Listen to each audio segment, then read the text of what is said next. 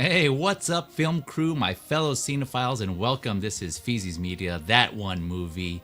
And we're not talking about just one movie, we're talking about three. This is the Star Wars original trilogy episode of That One Movie. And first stream of the new year for Feezys Media. First of all, thank you for tuning in, clicking in, joining us. I mean, at the rate I'm going, this probably might be the only episode I do a year. I mean, let's be real. No, I'm not. Haven't been too active on this stream, so I'm hoping to change that. Maybe that'll be one of my quote unquote resolutions, right? I should just be able just to do it anyways. But yeah, so been looking forward to doing this one for a while. Was gonna start off with just one movie, but I figured I'd turn into a trilogy. Really looking forward to this one. But yeah, as if for those of you who aren't familiar, I usually put timestamps in the description below. So after the stream, if you want to jump to a specific movie, we are going to go in order. Myself and my panelists are going to discuss these movies. So timestamps will be below after the stream, as well as links to my panel socials. So if you're a fan of any of the panelists here and you want to check out more of their content, that will be in after the stream, and show them some love. And I'm sure they would appreciate that. But without further ado, I know we have a lot of Star Wars talk today here, so let me go ahead and bring in my panelists. We have Alex Montano, Adam112, Darth Proffi, and Moose of Your Dreams. Fellas, how are we all doing? Good to see you. Mario, does hat pass muster? Sorry? Does my hat pass muster? My shirt might not pass muster, but my hat? I'll allow Yes. it. The I'll Falcon. All right. allow it. Well, they're all owned by the same owners, so. Yeah. There you go. You're a those of Disney you- fan. You're a Disney fan. Yeah, exactly. Yeah, you're a Disney fan. Yeah, for those of you who aren't familiar with us, a lot of us are collectors. We come from the collecting 1/6 scale community, and or some other multiple scales. But we also, of course, just like most collectors, love movies, entertainment, TV shows, games, things like that. And so most of our content does focus though on the collecting aspect. But this one, I created this channel specifically to discuss movies, film, things of that nature, media. Alex, I think, is the one out of all of us here who continues with film, movie content. So like I said, a link will be in the description after the stream. So be sure to check out his stuff in Spanish, mind you, also. So yeah, he's repping the Latin community there, and with his content there in Spanish. So Alex, it's been a minute, my friend. Thank you for joining us, as well as the rest of my Yeah, it's been a panelists. while. Happy to be here. Happy to see you all. Yep, and this is live, so of course, chat if you want to kind of just discuss along with us. We're going to be going, like I said, through each of the movies. I mean, let's face it. Let's be honest. We're going to be gushing here. But I tried to go into this with an objective mindset, right? Because we're all Star Wars lovers here, Star Wars fans. That's why we're all here. But that aside, kind of analyzing, critiquing the movies to some degree, I wanted to go in objective, and I'll try to put some biases aside. Keyword try, right? So we'll see. Maybe we might have some friendly debates here, but it's just all meant to be fun in general. This is just our own, personal opinions on certain things, right? So I know some of my thoughts and feelings may not be similar to yours, so it's all good, right? That's what's going to make this fun. We all have our thoughts and discussions, so just a friendly debate, friendly conversation, and just Star Wars lovers in the end. All right, so without further ado, let us go ahead and jump right into it. First one here. Oh, real quick before I start, I just wanted to say R.I.P. to Drew Struzan, who sadly passed away last year, October.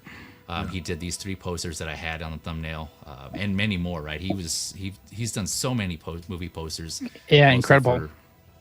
For George Lucas, and Steven Spielberg. I'm sure any of you who remotely are just kind of like movies, casual movie goer, movie watcher, I'm sure you've seen some of his posters. He did the Back to the Future trilogy, Indiana Jones' Last Crusade, The Goonies, The Thing. And that's just to name some of them, right? I'm sure you've seen his artwork, his paintings of the movie posters. Great artists, and it's really unfortunate we lost him, along with others we lost last year in 2025. So, you got any thoughts real quick on anything on Drew Struzan? Anything you want to add?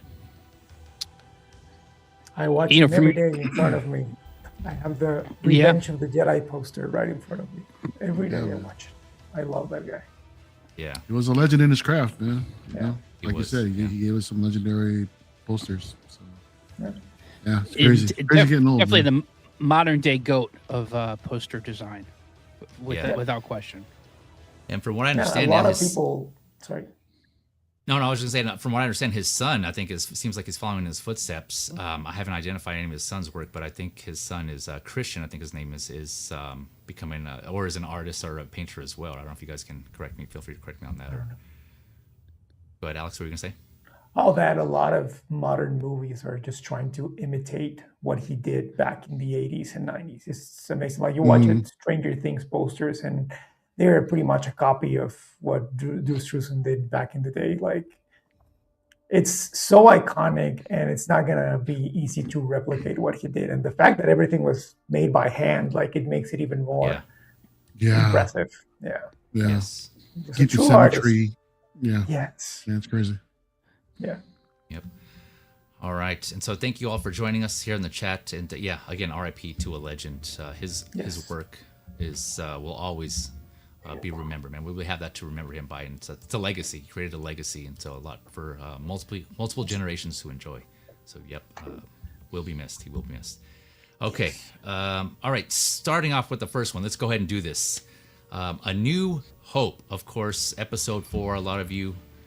I'm pretty sure most of you, unless you're just coming up on Star Wars in general, are familiar with this. So 1977 is when this was released. Screenplay and directed by George Lucas on this one here. So I think this is the last time he, from the original trilogy, right? This is his first and only directing effort here within the original trilogy here. So with that, I'll go ahead and kick it off to Adam. I'll let you lead this conversation here. Thoughts and opinions, overall take on Star Wars: A New Hope, Episode 4. Well, first of all, Jay, thanks for hosting this discussion on the original trilogy. I like to call it the Holy Trilogy because, in my view, there is nothing greater than the original Star Wars trilogy in terms of cinematic experience. And great to join all you guys on the panel to talk about, other than my family, my favorite thing in the world, Star Wars. So, for me, I saw this. I definitely did not see it. Unlike the other two films that we're going to talk about, I did not see this opening day. I saw this at some point when it was out in 77, possibly 78. I was 3 or 4 years old, so my memory is a little bit hazier. But I do remember seeing it at the Dollar Theater with my parents when it came out in our town in New York. And I think, listen, a lot has been said about the Star Wars films over the years by many people. And to me, what's like anything that you love, they're all deeply personal, how you feel about these films and how they touch us. But clearly George Lucas, starting with A New Hope, like, he changed the world with this film. To some extent, Spielberg, obviously with Jaws in 1975, created the modern blockbuster. So that certainly was the kind of the first thing, creating that summer blockbuster. But George Lucas really put it like on super steroids with Star Wars: A New Hope on May 25th, 1977, when this was released. And the world is, it really changed the world in terms of how movies are marketed, how, licenses with products to for people to enjoy the experience they have with the movie. Obviously, behind me and behind all of us here, everyone here has got some Star Wars paraphernalia. Your Hot Toys, the original, of course, the Kenner 3 3/4-inch figures, the posters, the prop replicas, the hats, the shirts. Yes. Is Lucas. Everything. What Lucas was one of the things he was a genius about is that he kept the rights to the merchandise. And at the time, I think 20th Century Fox didn't think that was a big deal. Well, that decision made Lucas, a billionaire and very smart. So there's just so many ways to look at, this film. And I think, you mentioned Drew Struzan. As much as we certainly give George Lucas credit, any success that someone has, it's part of a team. And, of course, the team you had with Lucas, you had his editor, his cinematographer. I think his ex-wife was very instrumental in this first film. But the other person I think of is so instrumental, not just in the original trilogy, but in all the Star Wars films, to the beauty of those films, John Williams. And I don't think I've ever listened to music, and I love music. I love all kinds of music, rock, country, hip hop, jazz, classical music. But I don't think I've ever listened to music as much as I've listened to John Williams' film scores, in particular, his scores for the Star Wars films and Star Wars A New Hope. In fact, when I got married, I had the Throne Room March from the end of A New Hope. That played as we introduced the wedding party at my wedding. So, you know, I can't think of anything that's mattered to me so much, again, other than my family, my dogs, than Star Wars. And, you know, this poster you have up here on the screen, it's like, it's to my, you know, my left here. It's on the door to my office, this exact poster. Actually, this is the poster I had when I was a kid. Still have it. So, you know, I'm not sure from that beginning opening crawl where, you know, you see the Darth Vader's Star Destroyer come roaring over the Tantive 4, Princess Leia's ship, and the opening credits to the very end. It's an incredible movie. Now, is it my favorite of the Star Wars trilogy? No, but I don't know. It's like saying if you have 3 kids, which one's your favorite kid? If you love all 3 of your kids, Right, yeah. which one's your favorite? I love them all. Yeah, it is. Yeah, it's tough. I mean, yeah, that's kind of what I touched on in the beginning, right? Like, I love all of us, and I'm sure we will love all 3 of these. But you know, being, you know, critiquing and coming from an objective point of view, there are some things that I noticed between, like, especially I watched them recently. I wanted to go back, and I told you guys backstage I wouldn't really call it homework because I actually enjoyed it. You know, when I was watching the original theatrical versions. You know, which is kind of rare in itself, right? I got the Walmart set of the trilogy, and it included those versions. But yeah, I went back and I saw those, and still enjoyed it all the way through. But yeah, anyone else got any thoughts on A New Hope? Well, I saw A New Hope in 1977. It wasn't the opening weekend because back then in 1977, even though it was a blockbuster, they didn't open it wide. They only opened it in major cities to build up the ability to make more prints, to pay for the prints that had to get made. Because back then you had to have everything was on celluloid.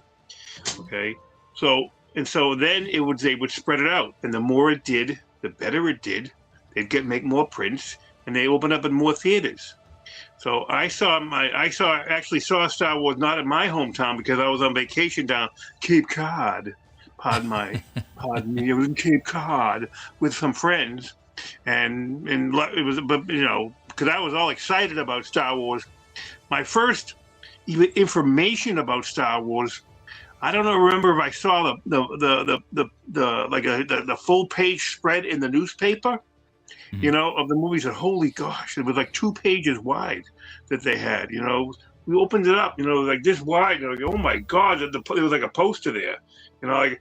I was so, but there was also then right around there was like a week before the movie came out. Time magazine did a thing on it. I loved Time magazine when I was 15 years old. I gobbled up Time magazine, you know, and they had always had a great, you know, movie review. It's like the first thing I went to was on Time magazine with a movie review, and they had a movie story. I gobbled it up, not so much the news, you know, but I gobbled everything else up. You know, there was the ephemera,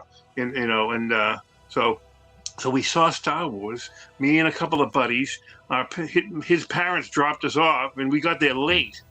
So I got my first, you know, foray into Star Wars. I see C-3PO and R2-D2, you know, walking through the desert. I go, oh yeah, we got late, you know, because they didn't live close to the theater. And they, you know, parents don't give 2 shits about if you're going to be late for a movie, you know. So it wasn't until I saw it with my family after I saw the movie there, and then I saw it with my family, that I saw with the parts I missed. I go, oh my God, look at this. Like, Jesus, what the heck? You know, I got missed out, you know.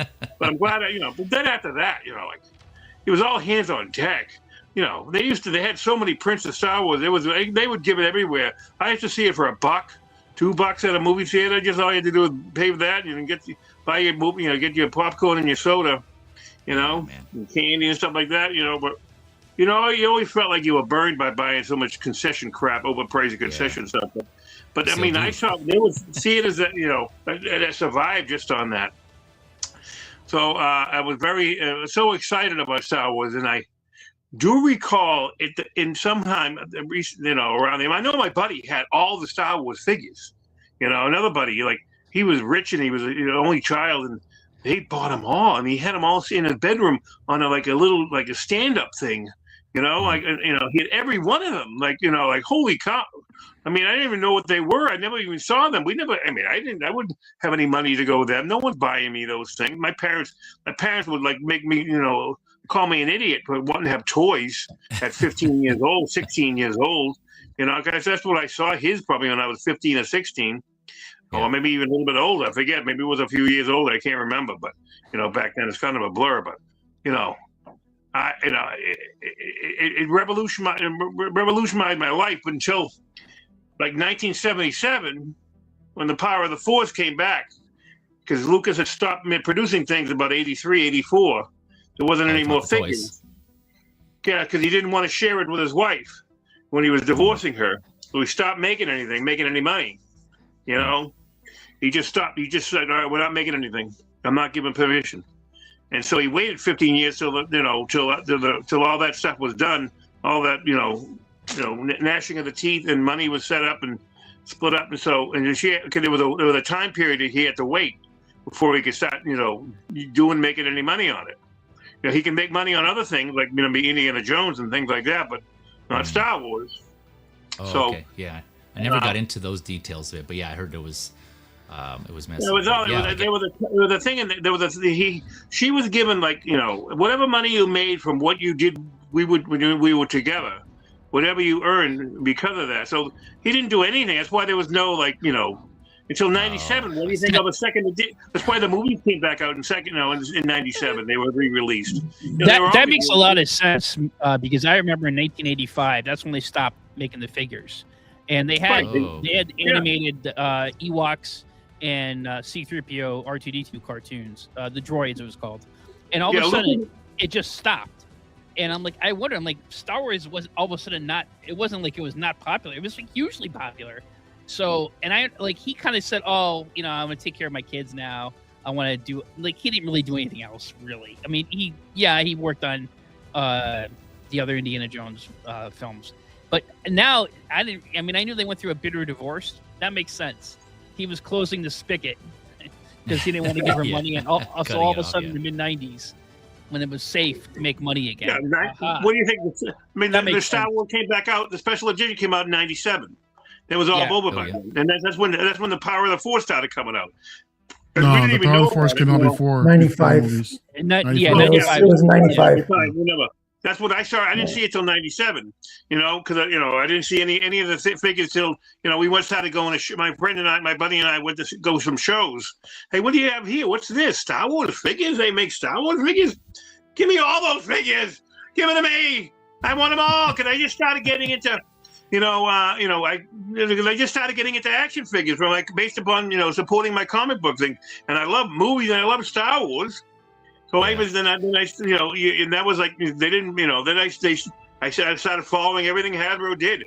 So in '99 I was at the theater. I was at the theater in '99. For the Phantom Menace. I know we're not talking about that. That's a tangent, but I was in line. The first in line got my name in the paper because I was first in line. I went there 6 hours early.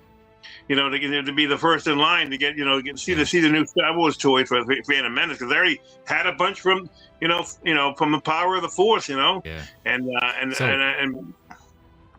So I was going back to your experience, man. That's one thing I wish I would have been able to do. Right, if I had to go back in time, that's one event I would have attended. I know of all the historical events, right? I choose to go to the opening weekend of Star Wars. Me But too. what was that like? Like, yeah, let us know, Moose, since you were there. Not opening day, you said, but that when it came out in theaters, what was that the theater reaction like? What was the audience like after the movie was over? And Oh, you guys were it was the walking out? loudest theater you ever heard. You know, nobody ever reacted as much as that, like in a Star Wars movie.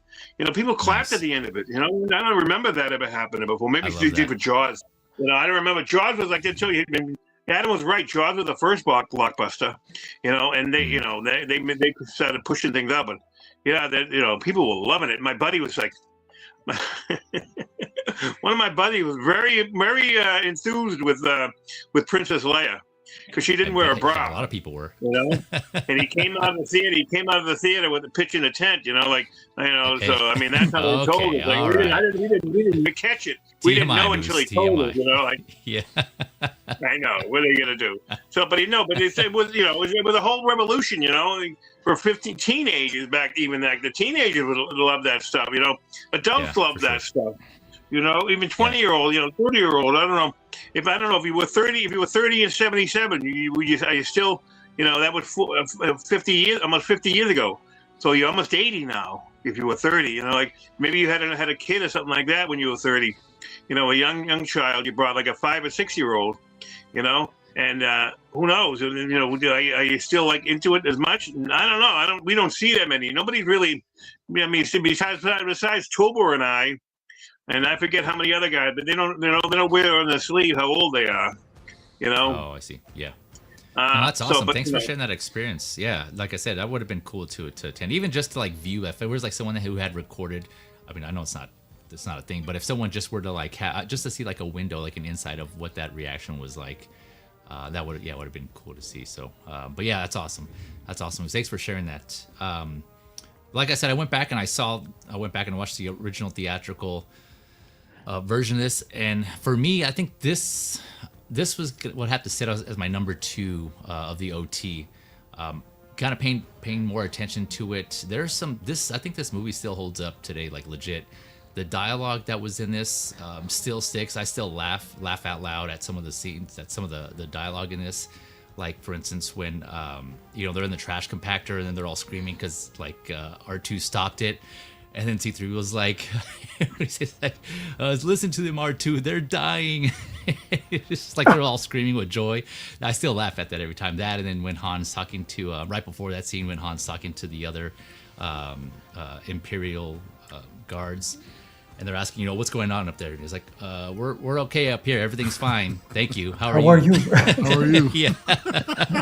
I was just, man, I still laugh to this day, man. That's just two quotes, man. From that whole movie, there's like a lot of dialogue, a lot of clever like quips and comebacks. It's just funny, man. I think it holds up, and the story too. I think for me personally, again, this is just my opinion. The pacing was well done throughout the movie. I don't think I was bored from start to finish, and it just seemed like, you know, everything carried on. Everything seemed to have a purpose.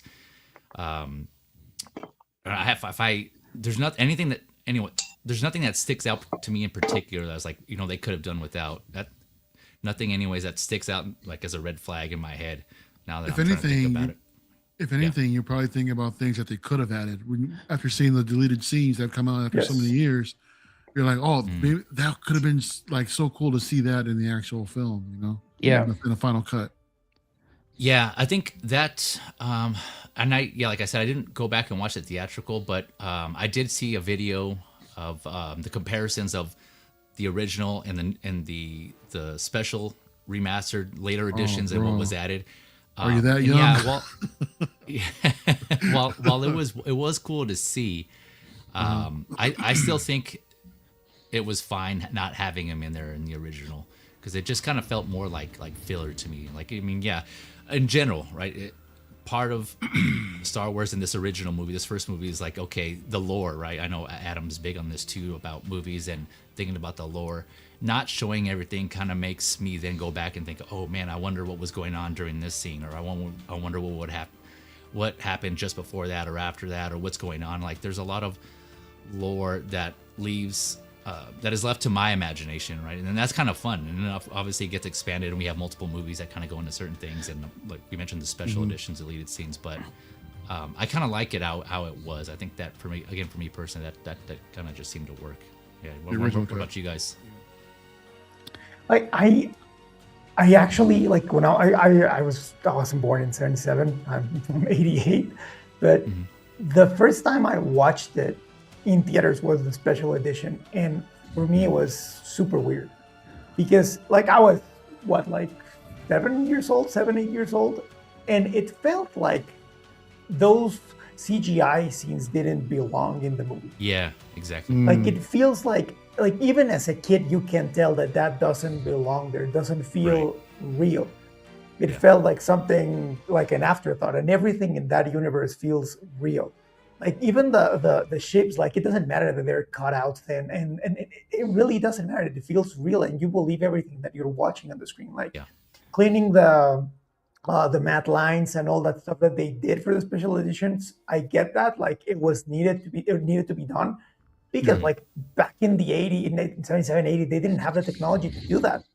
But when you start messing with everything, when you have a masterpiece like this, like it's not only like the impact it has in our lives, in our hearts, like as a film by itself, like what it did for the film industry, and go ahead and alter something so valuable. And I love George Lucas, but the way he tried to take it away from people, the original version, for so many years, it's for me one of the worst things that you can ever do. Like this has to be experienced the way that it was shown back in '77. Like that's why I'm so excited for the screening in 2 years. Like I can't wait to watch that. Yeah, it was seeing the having grown up in the original version of the film. That's the one I saw in theaters and in '77, and obviously, many times in theaters because we had dollar theaters back then, so you would literally go pick a buck. And I saw this many times in theaters, but just seeing it on home video, on VHS and HBO and whatever over the years. In 1997, seeing the special edition, and as much I did enjoy the special edition, except for the Greedo shooting first thing, I obviously was kind of jarring because that made Han Solo less of a badass in my view, and it seems like in every successive version, Lucas kind of kept trying to correct it, but it was jarring seeing those special editions of all three of the films, but especially New Hope. Yes, and to some extent the end of Return of the Jedi with you didn't have the yub yub music with the Ewoks. It was jarring seeing it after seeing this movie hundreds of times. The way it was originally made, it was a little jarring. But things like, sorry, go ahead, Adam. Sorry. Yeah, the one last thing I was saying is, to me, when someone says like, what are your favorite movies of all time?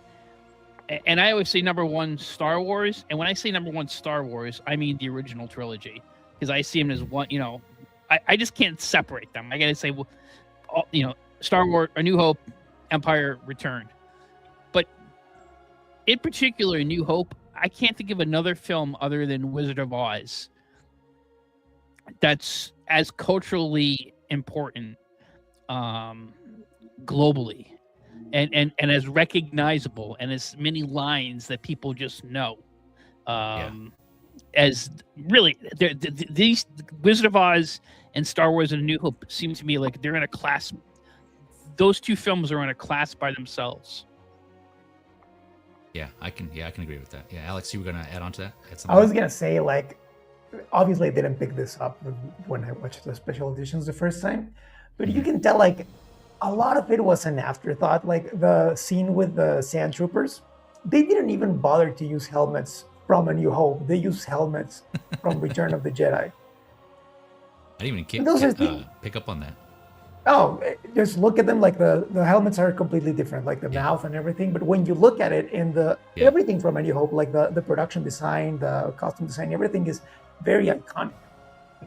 And when you look at that sand trooper scene, you're like, those are not the same helmets. That was just like there's no continuity to it, and that kind of annoys me when I watch it now. That's why I like to go back and watch the original cuts, just because continue to watch everything in a flawless way. That's just my OCD looking at things that nobody cares. No, I think I'm with you too. And then to what you were saying and what Moose mentioned earlier, one thing I learned recently, and I will be the first to admit, I am not a diehard Star Wars fan. I love Star Wars, don't get me wrong, but I'm not like a diehard where I've seen all the interviews of everybody from like the gaffer or the lighting production manager and things like that. I don't go that deep into it. So of course, any of you here in the panel, comments, chat, if you have, if you can educate me on anything, feel free, please. I'm always eager to learn new things and new trivia. But I just was never one to go in that depth of any IP. I'm more of, like I mentioned before, like a jack of all trades, master of none type of person. So, but that's just me. But doesn't take away from the fact I still love Star Wars. So, going back to what I learned recently about the changes, so like Moosedream mentioned here, most of the changes that remained or that were added were from the '97 version. So from then on out, obviously they're not advertising, they're not showing the original theatrical versions anymore. It's just the changes that had were implemented from '97 on, and those remained. And like you guys mentioned, I didn't realize how many different versions there were of Han shooting first, for example, Han and Greedo scene in the cantina. God. I saw that again. I saw a YouTube video comparing those two, and initially there was just an explosion, so you couldn't tell, and then they added Greedo shooting first with Han digitally moving his head. That looked weird, and then they shortened it to be more close to the original where things happen instantaneously, so it was kind of hard to tell. Just things like that. And of course the famous, or infamous I should say, Jabba the Hutt scene that was added later, and then they had that's the worst. That's the worst. Where they just show like Han like going up. It just looked all off and weird. Yeah, stuff like that. It's just like what Alex was mentioning earlier. I think I would prefer they just did without personally, but that's just me. Like, even there's another continuity problem there with Boba Fett. Like the outfit that he has in there, it's from Return of the Jedi, not Empire Strikes Back. Yep. So there's those little things that are like, man, you didn't care. Like, you say you care, but you just didn't. But like, I just want to change this because I'm George Lucas and I want to add stuff. And it's frustrating. Yeah, a little while. It just knowing what I know about how sometimes people are, how they think. Moose got me thinking about one of the things about that people say helped make the original Star Wars so successful is that George Lucas's, at that time, wife, Marcia Lucas, was a big part of the creative process. And she edited the movie. She edited the movie. But okay. the point is that, she was in a position to tell George, that's not such a good idea. And, he had people like that, and I think in the original trilogy. But, one of the criticisms, and I love the prequels, but one of the criticisms of the prequels, and you can see if you watch some of the, I don't want to go off on a tangent here too much, but if you see some of the behind the scenes stuff of the prequels, is that he had a lot of talented people who were yes men, and they were sycophants. And they didn't want to say, George, man, maybe that's not such a good idea. And so leading up to those prequels, when he was redoing the special editions, maybe these are ideas he had back from the beginning. And he's like, well, no one's around to tell him. His ex-wife's not there. And he's like, well, I'm just going to put him in now. I see. I don't know. Just a speculation. Yeah. No, I think it's like that. Like, you're not going to say no to George Lucas. Like, if you're a 20-year-old something and you get a job at ILM, whatever he said, like, yes, sir, whatever you want. Like, you're the master. Like, I'm not going to question anything. Like, who are you to question George Lucas? Like, yeah, here's your coffee, sir, booger free. Yeah. But look what it resulted in, though, man. I mean, yeah. Unfortunately. Hey, Jay. Yeah. I remember in 23 we went to OxCon. I'm trying to remember, what movie did Zach arrange for us to have us watch? Was it Empire? Did we see Empire at that movie theater? I've forgotten what movie we saw. Yeah, I thought it was. I think you might be right. I think it was either Empire or for some reason I'm thinking Phantom Menace, but I could be wrong. I don't know. No, we didn't see the Phantom. I know we didn't. All the way to Texas to see Phantom Menace. I would have boycotted. I can't. Yeah, I can't remember. I know you might be Empire. Right. I don't think it was A New Hope. I don't think it was Star Wars 4, but I don't think it was Jedi. I thought it was Empire Strikes Back, but that was cool. We saw that was like the original version, the original, no, special edition version, that he arranged with a theater to show somehow. Yeah. So that's available out there. Remember. For a special showing, if you want to get about 50 people together, you're gonna rent the theater. I don't know how they get them. I don't know, since it's all digital now. I don't know what they do. It's not a disc or anything like that. Just an upload, I suppose. Probably, on the projector. But I just thought I remember you remembered, because I can't remember what movie it was, but I remember Zach doing it, and that was a good idea. That Zach had the opportunity to share that with us. Yeah, I don't remember because I didn't go. I was like, I think you didn't go to the movie. No, I didn't. No, I personally didn't. I was like, okay, no, I think I forgot, opted to do something else instead. But Mario, what are your? I don't think we got your take on the special editions. No, pro special edition or? Oh hell no, no. I'm pro. I'm pro original theatrical cut. Okay, nice. So there are some things that I did enjoy that I didn't find so offensive with the special editions. I think this one is the worst offensive. Return of the Jedi being the second, and then Empire Strikes Back being the least. The biggest thing that I thought was probably an improvement for A New Hope was the Battle of Yavin, the Death Star trench. That was fine. I was okay with those updates. Not to say anything was bad from the original, but I think it enhanced that sort of dogfight scene, at the very end. Yeah, agreed. So for everything that I added onto it, I thought it brought out a little bit more. As to where everything else, I appreciated the ideas of adding in the Jabba scene, but it was horribly executed. And like what Alex said, that was not the original version of Boba Fett. That should have been added on. That was tacked onto that scene as well. I understand what George was saying as far as talking about how, as a director, he felt like his film was incomplete just because he was limited by the technology of his time. Right. So the idea of wanting to go back and touch things up, I get that. But without considering the fandom of it, I think was a little bit selfish. But at the same time, I understand both camps. It's his vision. It's his movie. Right. But at the same time, it also belongs to us as well. Because this movie was so damn inspired. It inspired directors. It shaped our childhoods. It shaped so many people's imaginations in a way that's never been done before. We mentioned that this is the movie that kicked off things as far as movie technology. With ILM, ILM was never a thing. All the special effects that were done were developed on the fly with this thing, right? So the production of this movie was a complete mess until it finally came together in the end, where it was what we call today, the modern day masterpiece. This is a great story of the basic hero's journey as well, right? We see this young farm boy kid coming up, and he's just lost in his world, doesn't know what's going on, and then he gets drugged into a situation, and then at the very end, he's pretty much like the hero of the story for this particular movie. But I loved it growing up. It really spawned my my imagination and shit like that. For me, it all started with the toys. You guys can see right here. Adam was talking about as well earlier. We all have our own collections. 3 3/4 right here. This is a representation of the original 12, but they're not original. They're the Hasbro. What do they call them? The retro collection.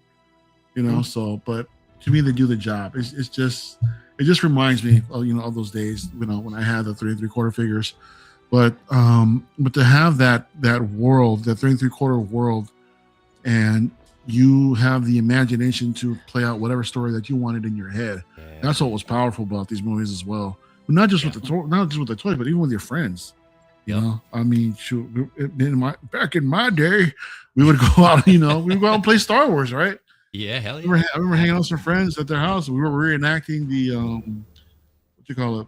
jail cell scene. Look, we're gonna have company. Homies in the front, looking in the corners, shit like that. But it was so much fun and inspiring. These movies. I'm gonna look at Alex. He's really gotten to film them. I'm sure this is one of those movies that really inspired him. Yeah, this movie is shaped by life. Like I owe everything to Star Wars. Like I can't even put it into words. Like I think all of us. Exactly. Like, it means so much. Like it's not. It's not a movie. It's like a religion. Yeah. It really is. It really is. There's actually a Jedi religion, which is insane. It's insane. But it's As long as so you're not, beautiful. you're not didactic about your religion, I have a dogmatic religion. People keep saying that we are like the Star Wars community is the most negative out of all. I don't really think we are all that negative. I think we're incredibly passionate. To a degree. There are people who are Passionate. very They're negative. passionate. There There you go. are people who are very negative, but I think most of us are passionate, and we're really just we love it so much that we don't want to see it being destroyed. Right. And I Exactly. think that's the main problem right now, that we are feeling that it's beginning to fade, that a lot of people are no longer want to get into this universe because of what's been done in the past few years. And we love it. Like I can't see a single person here who doesn't say like I love Star Wars. Well, Change I me. want you guys to talk to my wife. I really want to sit her down and tie her up to a chair, tape her eyeballs Like, open, and watch. freaking My Star Wars. wife doesn't like Star Wars. She doesn't like Star Wars. Like she doesn't hate it, but it's like, dude, your thing. tolerates Do it. whatever you want. Yeah. Well, my wife isn't But familiar she with it at all. admires She's George just Lucas interested in so much. Like she's always asking me, like, this man, what else can you tell me about him? He's Yeah. such Yeah. an inspiring person.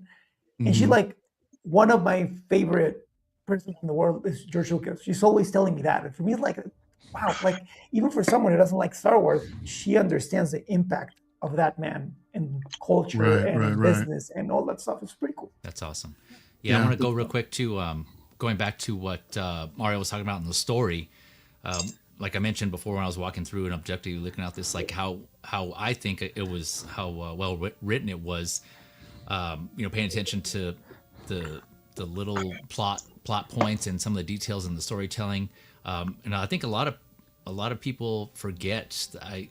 Again, my opinion that this episode of Star Wars shows how evil the Empire was, right? Because kind of towards the beginning, you already see that the stormtroopers are coming in; they're already rude to people, but then they go and they burn up Luke's, aunt and uncle's house, and they even burn them up. Do we with them in it. know that it was the stormtroopers that did that? Because there's another theory out there that was actually Boba Fett that did that. Yes. Oh, is it? I don't know. I would think. I didn't look too much into that, but I would think it was the stormtroopers, right? Because that was the whole. Well, yeah, that's building what up I'm to led that. to believe. Yeah. Yeah. So I mean, I don't know. Theories. There are theories out there. Maybe that we all follow what Because we in the wanna comics, believe that there. I will not consider them canon because they were made by Disney and they wreck on everything they mentioned. Boba Fett goes to Tatooine to kill Obi-Wan around that time.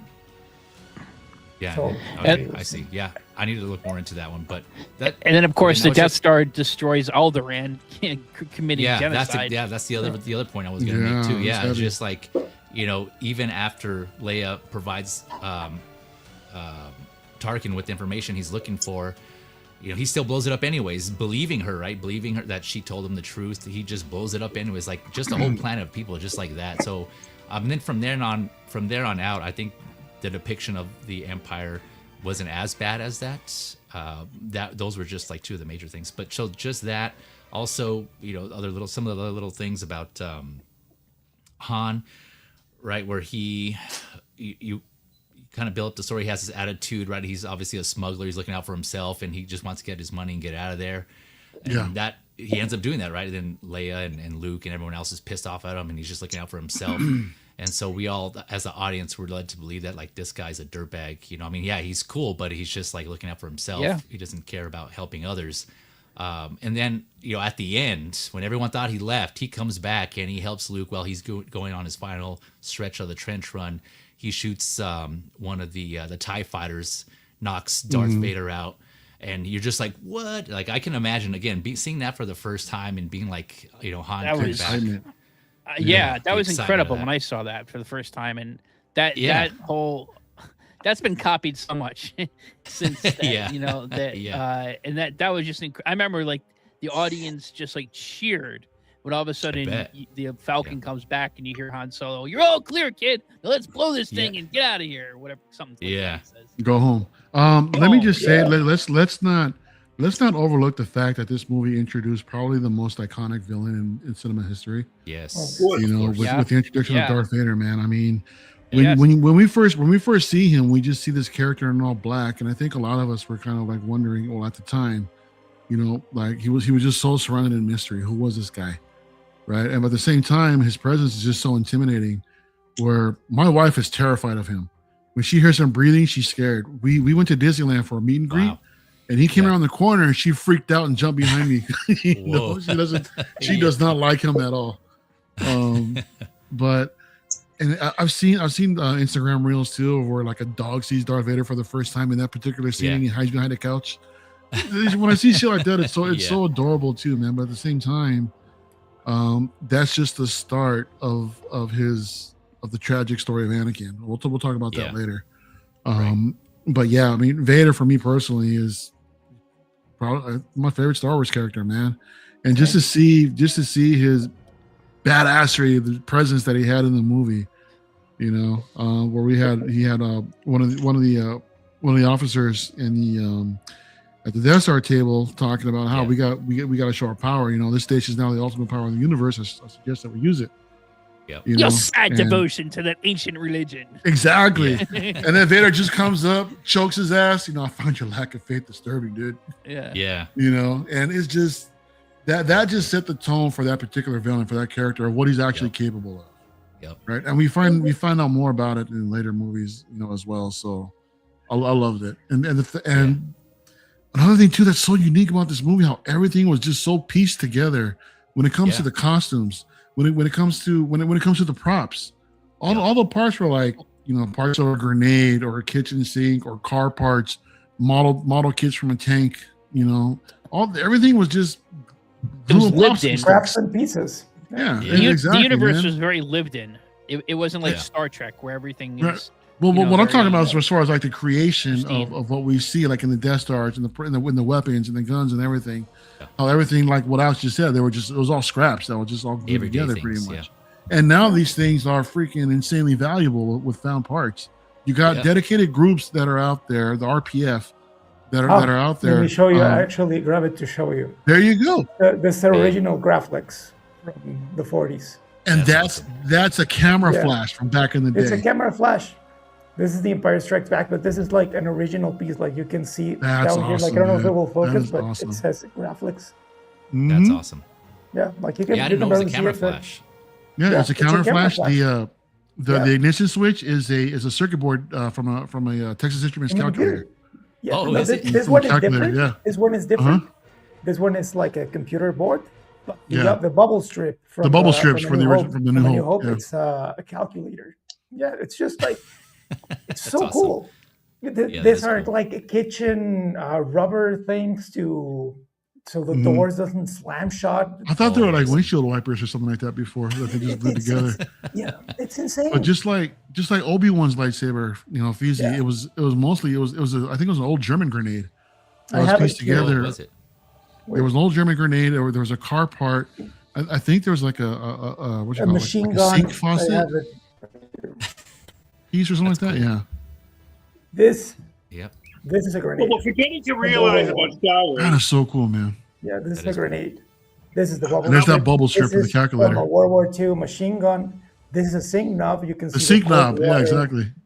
This is cold water right there. These are transistors from the 40s. Like they're super hard to find. This is a part from a Rolls-Royce engine. It's insane, man. Like you can see the Graflex. Are these all original found parts, or are these like? No, this one is a replica. Like this one is a replica, but this one is an original. That's awesome, bro. It's an original, The board is a replica. The board is a replica. But all the other parts are originals. Yeah, this one, awesome. If you build this right now with original parts, is like $20,000, I think. Damn. Wow. Wow. Yeah. Thanks for showing that, Alex. Yeah. But this one is we're kind of going long here on New Hope. We still got 2 more movies, but go ahead, Moose, real quick. About Star Wars, you know, I mean, how it started off. It's based upon mythology. You know, it's all those Greek myths. You know, where Lucas got his, you know, took his, you know, inspiration from. You know, Joseph Campbell writes about all this stuff. Yeah, you know, you get to read his stuff. You know, and it's fascinating how much stuff is in there. You know, and how mythic.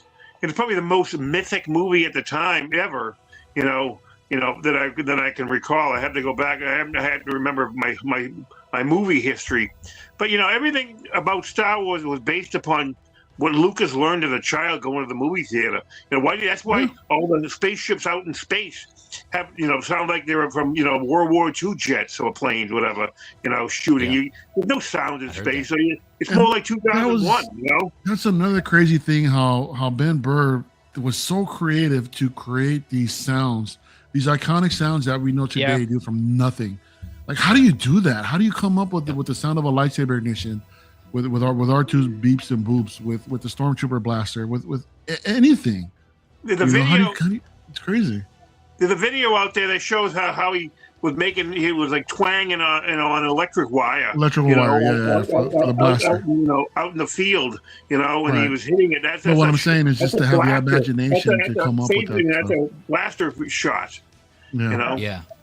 Yeah, to Mario's point, there's that's kind of one of the things that we're kind of missing now in some cases, right? Well, most cases actually, but back then, it was just like you had limited, for movies like this, right? They had limited budget and resources, and so timeline, deadlines. It's just like amazing what people come up with in a crunch. Boosts your creativity, man. Like the less you have, the more you make, because you become more like you think more about stuff. Like exactly. Look at Peter Jackson with The Lord of the Rings. Like it's the same thing, like limited budget, tight schedule, and look what they did. Look at The Hobbit, $300 million per movie, and they are horrible movies. Whoa. I enjoyed them. To Mario's point about like Ben Burr and like the sound for the lightsaber. Like how many times is someone you see people, you've done it yourself, you have like a flashlight or something, or we're all and like you hold up the lightsaber, you or like a friend, and you go wrapping paper tube. I was gonna say that too, or toilet paper roll or something. Whatever, all the time. You're right. It's the magic of imagination, dude. And this was, yes, sir. I think this was like, we could talk about this movie for hours as far as like what it spawned. And there's gonna be new stuff coming. Like we told you, Fizzy, this is not gonna be 2 hours. I know, this is gonna be easy 4-hour stream, bro. But like Mario said, you all said, very, very iconic. Just props, icons, scenes, characters in general. And you're right, Mario. Yeah, you definitely can't overlook the fact that Vader. This was the first appearance of Vader, and from here on out, man, it was just the rest is history. And inspired so much. And when I was watching it was kind of hard for me to isolate just this from everything else I've already seen and everything else that's already out with Star Wars. I try to just go into this in a vacuum, and so I did my best to do that. But so everything that was discussed here can carry over to the remaining 2. With that said, I'm gonna go and jump because like I told these guys here behind the scenes or backstage, I wanted to try to keep it to 2 hours, but if we want to towards the end, we'll kind of touch on this if we want to pick it up and break down each one individually later on for future episodes. But for now, we're just going to do these 3. So going on with that being said, going on to the next one, episode 5, The Empire Strikes Back, here, 1980, released in 1980, screenplay by you guys help me out, so credit going to Leigh Brackett and Lawrence Kasdan for this one. So Leigh Brackett, I didn't realize this until Lee, thank you. Lee, thank you. Leigh Brackett. Let's just go show story you. By George Lucas. Yeah, and story by George Lucas. So Leigh Brackett, what I learned is she did the original draft, but unfortunately she passed away before she can implement and work on final drafts. With that, George wanted to incorporate some changes, and so she passed away from cancer. But she was, from what I learned, she was the queen of space opera. Before this, she wrote a lot of westerns, mostly involving John Wayne. I haven't seen any, to be honest. But it was cool to learn that she, a female, was given credit to this. So Leigh Brackett, thanks Adam for that correction there. And then after she passed, Lawrence Kasdan took this on and finalized the script and went on and made some tweaks to what she had done, trying to incorporate or keep the core of what Leigh Brackett had done here. So directed by Irvin Kershner here, again, Empire Strikes Back, 1980. So Mario, you have the honor of going and kicking this off. So go ahead, man. I'll turn it over to you. Bro, this isn't my favorite not just my favorite Star Wars movie of all time. It's I believe it's my favorite movie of all time, man. You know, out of everything that's actually out there, that's saying a lot, man. I mean, the story was exactly what it needed to be as far as like the second act of a play, in the fact where the first movie establishes our heroes, and then you just throw them in the worst possible situations in the second one, and see how do they survive, how do they get out of these particular situations. Yeah, there was so much to follow up from the success of the first movie into this, and for them to pull it off the way that they did. I mean, I think right now with hindsight, you know, we can say how much of a masterpiece that this is, but from what I understand, it wasn't received that well either, just because the way that it was ended at the end of the movie wasn't really received that well, just because of the revelation. And we see that our heroes in the first movie are left on a low note, right? We see the Empire wins this time, where the rebellion doesn't. They fail, and then everybody's like, "Well, what the hell? You know, our good guys didn't win." You know, but from a technical aspect of this thing too, I mean, this is one of the first movies that I believe that we saw the blue screen technology being done against a white background, or in a white environment, such as snow. You're right. So for the Hoth scenes, there was so much that was involved in there technologically, and then again introducing Yoda, right? Frank Oz doing his thing, you know, with the puppetry, and that made that character so believable, even on set, where I hear that people were actually talking to the puppet instead of talking to Frank Oz. You know, when they wanted to explain how to run a scene, they're actually talking to the Yoda puppet itself, which I think it says a lot, right? But the storytelling for the sequel was just incredible, man. We got a lot more character expansion on this thing. We see Luke's character develop, and then he begins his journey to train to become a Jedi. We learn more about Han Solo and how much of the shit that he's in, you know, trying to pay off Jabba and everything like that. But then things happen, and you know, they go off on their own adventure, and then we're introduced to Lando Calrissian's another one. You know, shout out Billy D. And yeah, man, there was just so much going on to this movie where I think at the time, a lot of people, like when I was enjoying it, a lot of people would consider this one like the slow, boring one. Where I was just so caught up in the drama and the character building and the storytelling that was involved with this thing. I sucked it up and ate it up. I loved it, you know. And but everything and it just all tied together so well, and to make it like highly regarded as it is today. You know, like for me personally, if I'm going to collect one Hot Toys line, I'd probably collect Empire. You know, if I had to, gun to my head. But yeah, this, like I think I said it earlier, dude, but this particular poster too is just, to me, is so iconic. You know, there's just so much going on in here. Like I love the design of the Tauntaun. I love the design of the Snow Speeder. You know, the Falcon has more of a presence, you know, in this movie. I can't express like how much, you know, this movie really meant to me, and how it still does mean to me. But overall, you know, simply a masterpiece, and wasn't as impactful as far as like inspiring creativity as the original one, but still an amazing continuation of the story. Yeah, well said, man. Well said. I'm with you on the story. That was one of the things that I kind of, again, looking from objectively, that there wasn't. Yeah, I thought this was one of the slower ones. Not a lot going on. Didn't do a lot creatively as far as storyline. But I'll pause there. I'll come back to that. Anyone else got any thoughts on? Anyone want to share their thoughts? I get some thoughts. Go ahead. Okay, go ahead. I get some thoughts. So let me. So you don't realize how big Empire Strikes Back was. They were showing Empire Strikes Back around the clock. I mean, literally around the clock. My face would always be in the newspaper in the movie section, and I would look, and they have advertisement what times the movies were. Empire Strikes Back they were showing it around the clock at 3:00 in the morning sometimes. You know, I mean, when it first came out in my area. You know, I don't know, but I assume it was everywhere like that, you know, in certain theaters, you know. Because, again, They still didn't open theater movies wide back in 1980. Now, as I was, 18, so I would see in the first 2 weeks, I go, holy Christ, that's the biggest thing in the movie. And I'm sure, I forget if it became as big as Star Wars, how fast it took to get up that, the box office to get that high. But, we there's another movie we constantly saw repetitions of. I mean, we saw, another showings of, whether it first run or second or third run, until George shut everything down after 83 or 84, But it was huge back then. I was 18 years old when it came out, okay, and I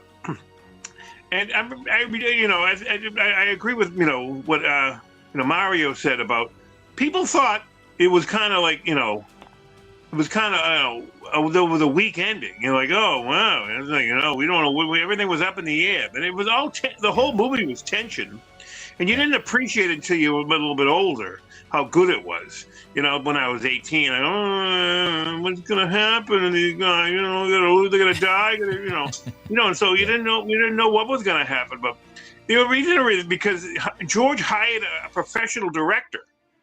Now you look back, how many movies before that George had Star Wars was only his third movie, and THX 1138 was basically a student film that he expanded upon.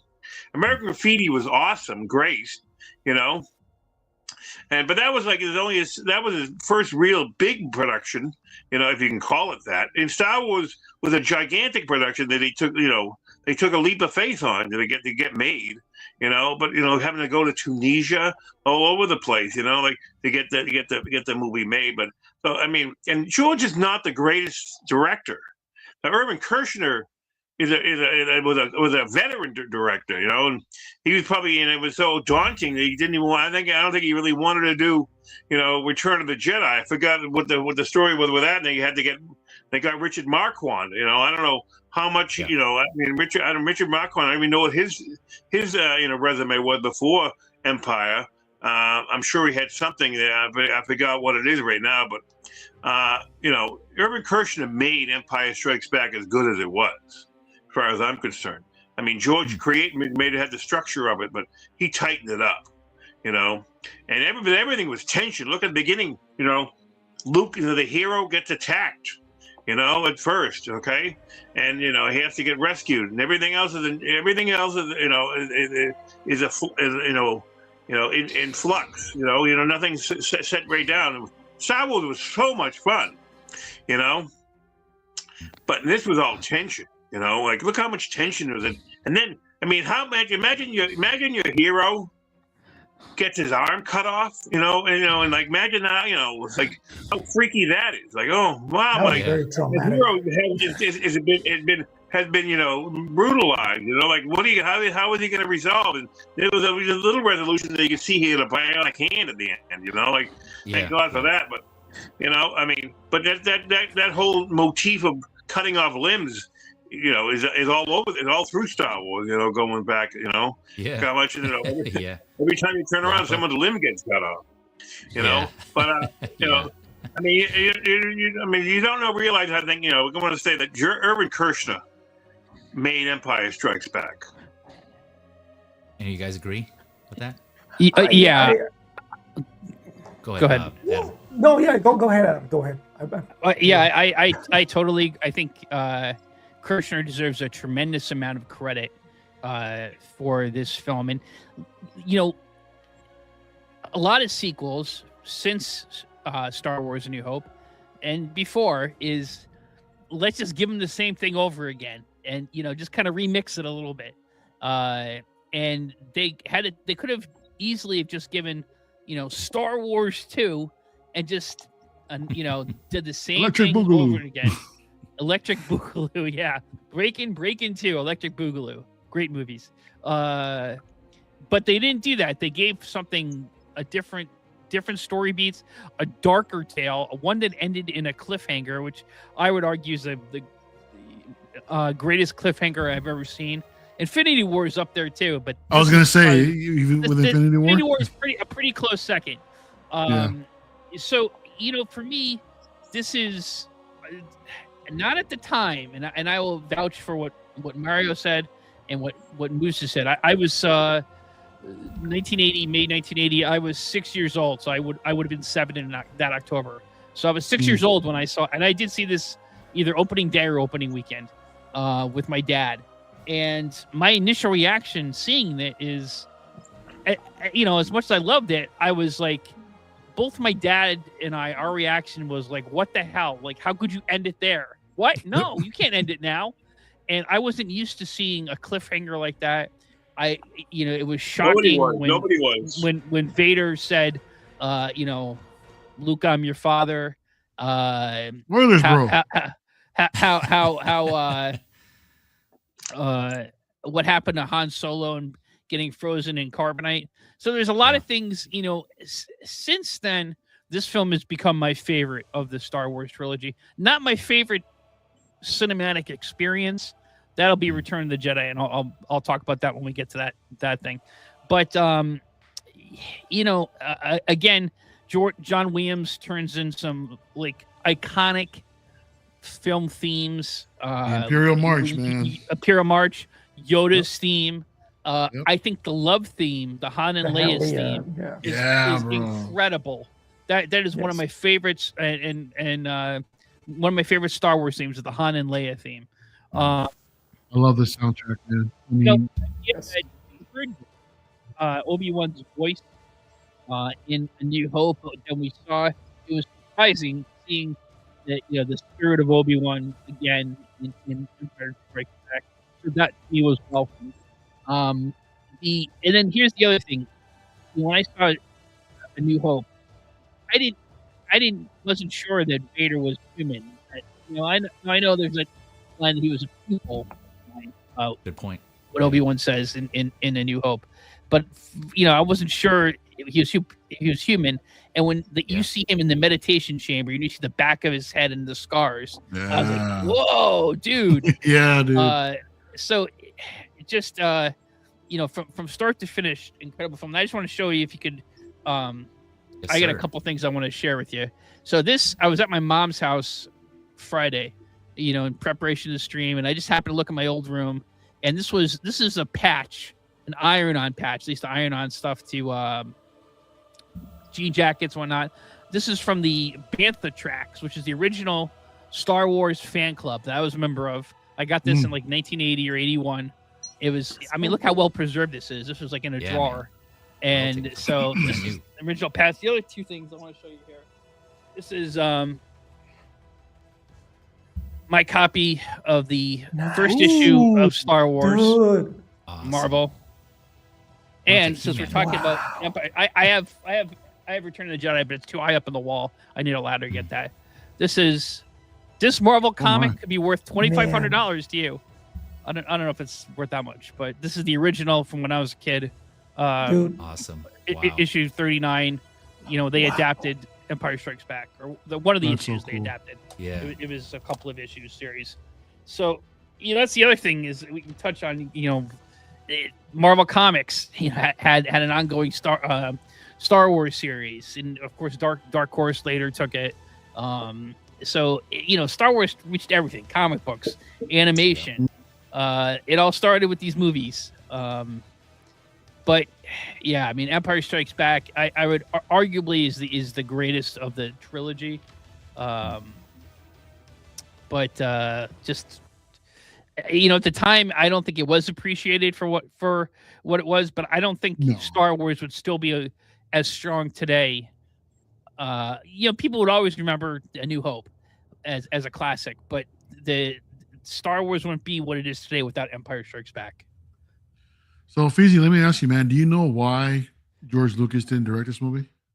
I don't know. Please enlighten me.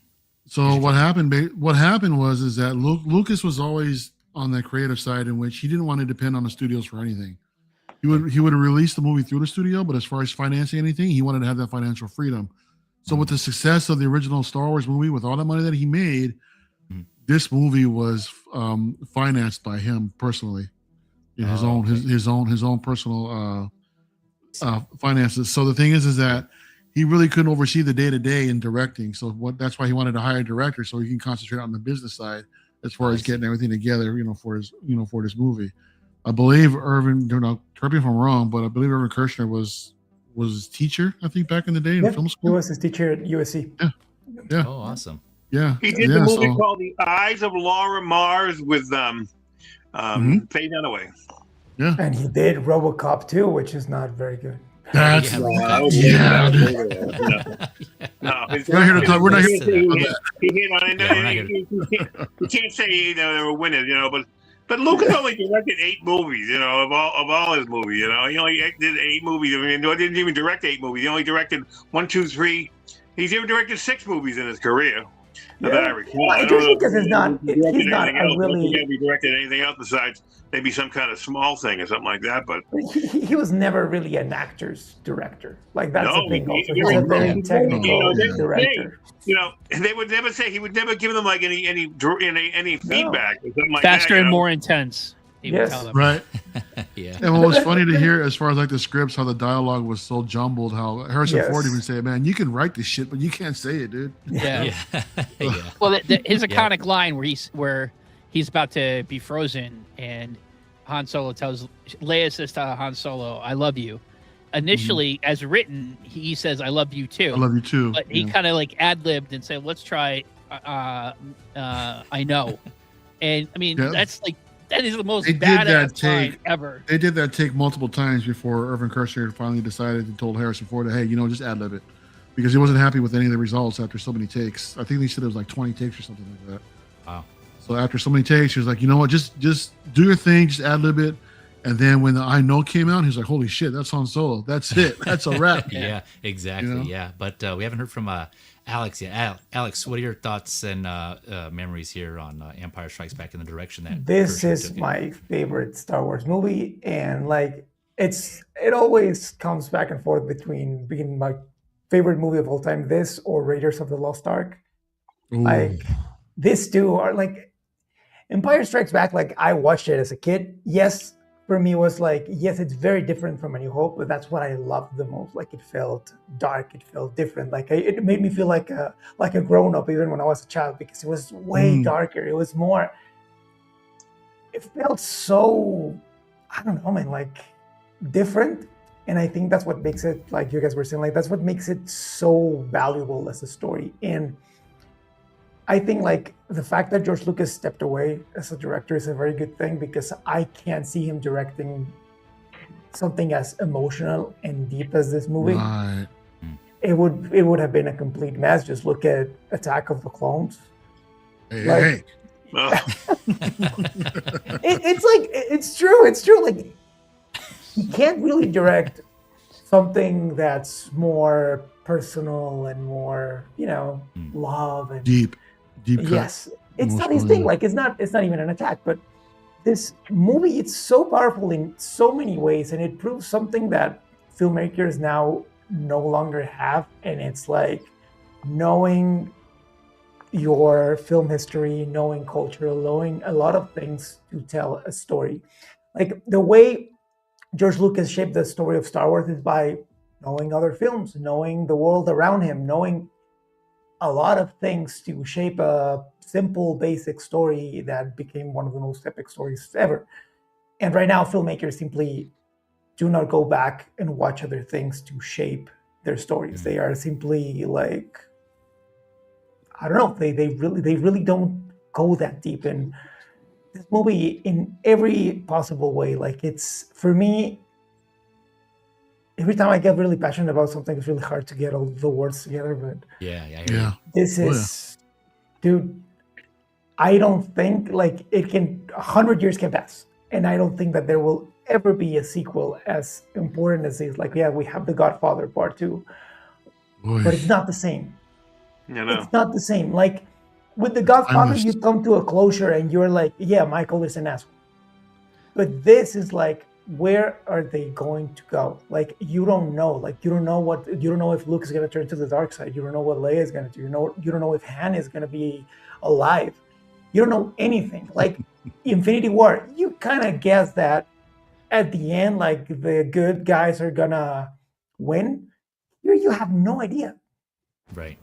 And that's like the 3 years between Empire and Return of the Jedi were were amazing and horrible at the same time, because you're like, the speculation of, like, everything you just asked, is Darth Vader really Luke's father? Who is the other Yoda's referring to? And I remember, like, I used to get Starlog magazine every month. I don't know if you guys have ever heard of that. It was like I haven't. it was a monthly sci-fi magazine.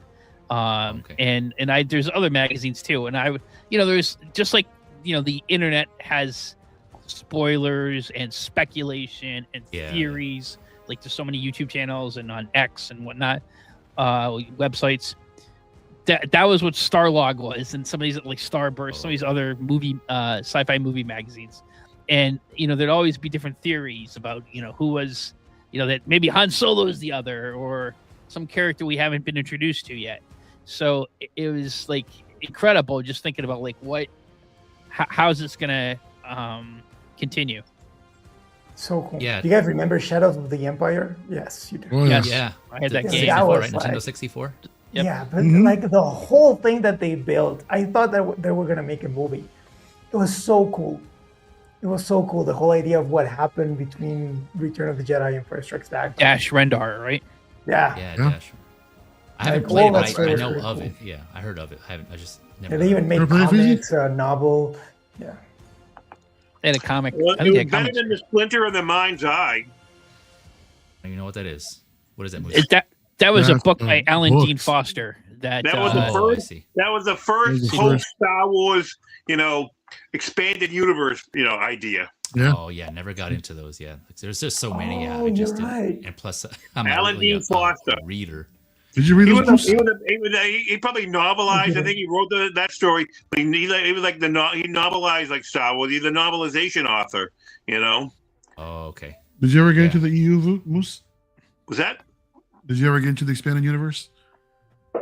I've only the figures. I mean, I didn't get into. I mean, I got into Dark. I mean, I had the Dark Horse comics, and but I forgot all of that stuff. It's like you can't if you don't like go back to stuff of that, some of the stuff and repeat it and burn it into your memory. You forget everything that you saw Yeah, and there's did. a lot. I mean, I got my Dark Empire Luke.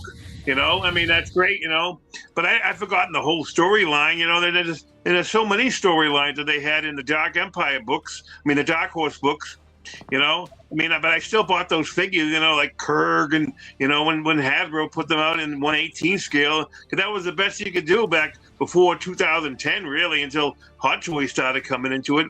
Imagine getting that. Imagine if they made like that figure. Will they ever make a white Darth Vader? I can't see how they couldn't. I mean, why wouldn't they? Mario. From that storyline, in the alternate storyline, might as well just go down everything and say, to call it. I don't know. I guess you'd call it the comic book. You'd call it a CMS line, the Star Wars thing, right? So I mean, Star Wars. I mean, is huge. And it really it burned. It infected made Star Trek be able to continue. But if there was no Star Wars, there wouldn't have been any Star Trek movies. Yeah. Okay.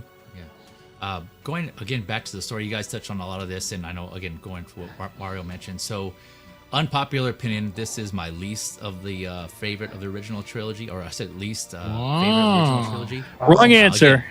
Again, I love Yes. them all. Don't get me wrong, but if I had to rank them, this would be my third one, and then I'll give you my reasons why. So again, trying to go objectively into this. So, the most of the movie, I thought, as far as writing wise or story wise, there wasn't really a lot of substance, right? Like the first act, if you want to, however you want to separate that, we'll just say Hoth, right? They're on Hoth. First act. Yeah. That first part of it, it was just them kind of going about their daily activities, right? Like kind of scoping out, doing recon around the area. Luke sees some sort of asteroid that he's going to check it out. Then a Wampa comes, right? It has nothing to do with any of the picture as a whole. It's just a Wampa coming along, knocking him out, and he's stuck, and then they go find him, right? So that was kind of long and drawn out. Then the Battle of Hoth, that was significant for sure. But like it kind of goes to like what Moose mentioned. A lot of it, I do agree. I agree with Moose that even in those small kind of mundane, like everyday things, if you want to call them, there was a lot of tension there, right? Like Luke wakes up, he sees, well, later on they add that special effects or special edition where they add the Wampa, but it's like, oh damn, here he comes. Is Luke gonna get out? Type of building that type of tension. So I get that. But as far as like the story, so that was like the first part of it. And then you go on to like whatever part of the second act. It seemed most of it just had to do with Han, Leia, Chewie, just always trying to escape, right? It's like, they're on the Millennium Falcon. It seems like most of it is just him and Chewie just fixing the Millennium Falcon. It's like, okay, watch this.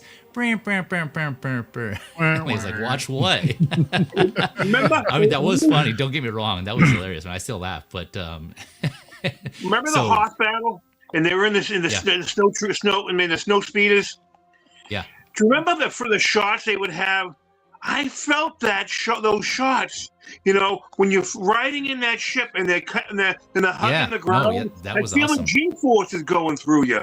Yeah, you're right. No, that was So I give credit to Kirshner again, building tension. And yeah, you're right. Those angles, the direction and the cinematography was all great. Was Phil awesome. Tippett there. What Phil Tippett did was there. If you saw it in IMAX, I'm sure you'd feel it even more. If you see it in IMAX. Oh yeah, for sure. That's true. Yeah, that was cool. Yeah, I kind of see like going down with Luke at putting the audience in literally like Luke's perspective. You get that That FPS. was, that is awesome. Yeah, I do agree. That was cool. The sound design changes like from the cockpit to outside, like it's so good, man. Like So technically, IMAX also has butt kickers. They call it. Butt kickers. They like vibrations in the chair. Oh wow! Okay, I haven't experienced that yet. Maybe it's like a 40. I don't know, but I never liked those. I don't remember what movie I watched. I ended up with a lot of back pain after. I saw Rogue One in a 40X figure or a 40X theater, man. It was all right. It was an experience. I want to experience it. I think I always appreciate a good like 40X type of like or D-box for Cinemark because the theater close to me. Like that. But yeah, like going back to what I was saying. So yeah, there's just a lot of 2/3. I'd say about 2/3 of that movie, maybe less, I guess. It was kind of like little things, right? Going from like not really like major story points. It was just a lot of like built up tense. Okay, one thing to the next, kind of like as they go along. The final act, I will say though, there was a lot going on there. That did ramp it up, everything in Cloud City, to find out that Lando betrayed, quote unquote betrayed, the group, the core group, because Vader beat him there, and he's to see him like right again. One of those surprising moments, the door opens to the dining area, and Vader's sitting there, and they're like, "Oh, what the hell? You weren't expecting that." So that part I can see. It's just a lot of build up, and of course, what made the movie, the final showdown between Vader and Luke, that was awesome for sure. Although. Every time, one thing that doesn't hold up, when I go back and I see that scene where Luke's fighting Vader, they drop down below and Vader's like tossing shit at him. The way like Luke's kind of flailing around and just kind of aimlessly swinging just makes me laugh every time. He's like trying to hit the piñata while blindfolded, dude. That's what that was. Exactly, that's what it is. I think that was kind of like overly done there, overly acted. But that chalk it up to, I think Kirshner probably like giving the okay, like, all right, Luke, that's good. Or like, all right, Hamill. That's good. Cut. But I gotta say, man, the Empire duel is probably like my favorite lightsaber battle, just because of the tension and how Vader is toying with Luke the entire time. Exactly. Luke has got this big head where like, I'm gonna mess you up, right, or what have you. But then Vader is just constantly schooling him, and then at the third part of that sequence. Vader's like, okay, I have enough of you, you little shit. I'm gonna mess you up. Exactly. He just went at him, dude. I mean, I freaking love it. Dude, let me mention something real quick. I mean, going back to your point about when Luke was escaped from the Wampa cave, a couple things. I don't know if you knew, but Mark Hamill was actually in an accident. While car accident, all that stuff was going on. So all the injuries you see on his face is actually him recovering from that car accident. Okay, that was legit. And another crazy thing is that when you see him out in the snow after escape from the Wampa cave, right? That whole shot was filmed like during a snowstorm in Norway, I think it was. Yes. So what the crew ended up doing is that the crew was staying in a hotel nearby, and they were all inside filming him off in the distance. So everybody's all nice and warm in a hotel, and Mark is freezing his ass off, trying to act off the scene. That's cool. Fun. Yeah, I'm sure it wasn't literally cool for Hamill, but it wasn't good for him. Well, but I mean, that's but was yeah, cool. just to know this stuff is fascinating. no, yeah. It- Thanks for. Now you Yeah, mentioned Lando Calrissian, and Mhm. when I was a kid, I hated his character because I felt like he was a traitor to Han and Yeah. Leia. For sure. But you know what? Yeah. And he In wears Han's clothes at hindsight, the end. in hindsight, like this guy was like an administrator to he was basically like the public administrator, the mayor of Bespin, Cloud City.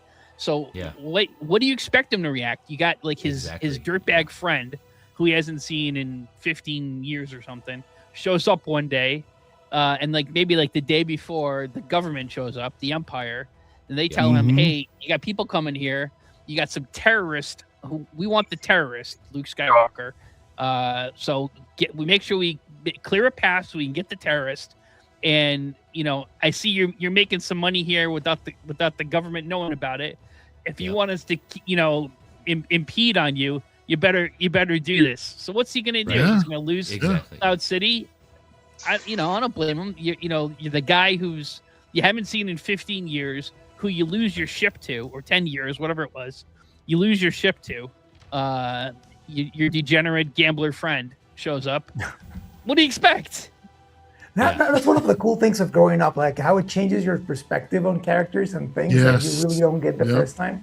Mhm. That's really cool. Yeah, no, I agree, Mhm. and that's one of the things. A lot of little things like that. When I went back and saw it again, well, even years prior, like seeing and understanding some of the movies in general. It's like Yeah, I because agree with even Alex. even when you watch the Solo movie, like I'm not the biggest fan, but you see like a character Lando changes, he grows, he's now Yeah. taking care of a city of people, and Yeah. Han is like just this guy who never grew up. Yeah. He's, Mhm. he's still in the same Basically, thing, and it's like, dude, I'm not gonna risk my ass for you. Yeah, someone It's, that it's isn't pretty, really. it's pretty cool. It's a great way to tell a story. Yeah, I no, didn't like that. Lando as a kid either. No, I agree. Yeah, that's what. That's the part that like I said, part of that final act. And that's why I liked that part of it. That part was well done. But yeah, to putting my mindset back in that, being in that time, and when this came out, like Moose was touching on, and some of you others have mentioned also. I know this wasn't common for like the quote unquote the bad guy to win, right? That's seeing all this happen from there on out. Luke, like you mentioned, being frozen in carbonite. Han getting frozen in carbonite, Luke getting his hand chopped off, almost dying, right, and then escaping, and it was, I'm sure The rebellion was completely broken down. Like Yeah. you don't know what's gonna happen to them. What's It's- next? Yeah. and that was all after coming audience and fans coming from the end of A New Hope, thinking it's done. The rebel alliance won because they Yeah. blew up the Death Star, right? But nope. They're still carrying on. There's still other parts of it. I mean, which makes sense, right? They just blew up their main, I guess, headquarters, their main The weapon. space station. So, but they're still out there, and so I think people, the audience and fans, probably forgot about that. They're like, oh shit, they're still around. They're still causing trouble. But It's a very deep and powerful movie, to be honest. Like Yeah. if you really go and analyze like everything that goes in it, it's not just an adventure movie. It's so deep, like the way, like it even tells you like how you are when you're growing up. Like you think like almost like Luke becomes this cocky teenager, adult who yep. thinks that he can beat the empire by himself when you really can't. Like you need people, you need your friends, and he pays the price with his for hands, sure. with everything. Like he's not emotionally strong to deal with all of that. And like I think like I love Return of the Jedi, but I have my issues with that movie just because at points it feels like everything that happened in Empire really doesn't move forward to that movie. okay, Mm. yep. In matters of I'm like interested to how see- the characters are behaving and how they're feeling, and but I still love it. And yes, Yeah. No, I'm interested to hear your points on that. So we'll come up here in a few minutes. I also wanted to add the overall story I think was there, but technically I agree this was well done. The acting I think could have been better, but I chalked that up to Kirshner being okay because we see before A New Hope, I think the acting was pretty well done. For the time, I guess these are all newer actors, newer-ish, I should say. But I think that was well done. This one I think was kind of a step down, and then Return of the Jedi picks way back up there. And granted, that's like all for the time they were filmed, right? They've all had more experience, and I'll touch on that here in a second or in a minute. But so yeah, just because of those reasons, this was my least of the trio, the trilogy. But still, awesome movie all around. Yeah, I know it's blasphemy, right? No, it's fair. Like you don't have to feel the same. Don't encourage That's the him, cool man. part about talking movies. I don't encourage him. Yeah, go ahead, Adam. I have long as zero you don't say- criticisms of any of these 3 films. Yeah. Because they're like, to me, like, I mean, I recognize, you know, I understand what you're saying, actually. So I'm not blind, but to me, like, they're perfect. I can't think of any, you know, They're still fun. any criticism. Yeah. Yeah, for sure. There was, I'm forgetting, I think there was something else I was going to touch on. You guys were talking about Lando, Falcon. Boba Fett. Oh, yeah. Yeah. Boba Fett. This is, Boba Fett. Boba Fett. Yeah, this was, wait, is this his first appearance or second? Was he in, first Second, appearance, he right? was. It's he was his in the first Christmas cinematic special. appearance. Second appearance, though, is his original Yeah. appearance was the much maligned there's a 1978 holiday Star Wars special. holiday special as an animated. Oh, right. But of the character. trilogy, this was his That's first probably appearance. the Yes. best And part are of you the show, talking about though. originally or in a special edition? Special edition. Originally. Originally, it's His first appearance. his first appearance. Okay, gotcha. Okay, thanks for confirming. He's no good to be dead. He's What no a good good to be dead. character. Yeah. Yeah, What before a- Moore what a- Morrison re-recorded Yes. the dialogue. Yeah, that voice Oh. was even better. Like who made the original voice? Do you remember? Jeremy That guy. Bullock. Jeremy Well, Bullock. Jeremy Bullock was voice the too. voice. Jeremy Bullock was the actor. He wasn't the original Yeah. voice. He didn't do the Yeah. voice. Oh, I have his autograph here. Oh, nice. Who was the voice I actor? do, Yeah. Look. Jeremy. Turner. Let's look him up. Bam. Nice. Oh, nice. You look Framed it and up. everything. Okay, I'm Look at looking it up right now. Yes.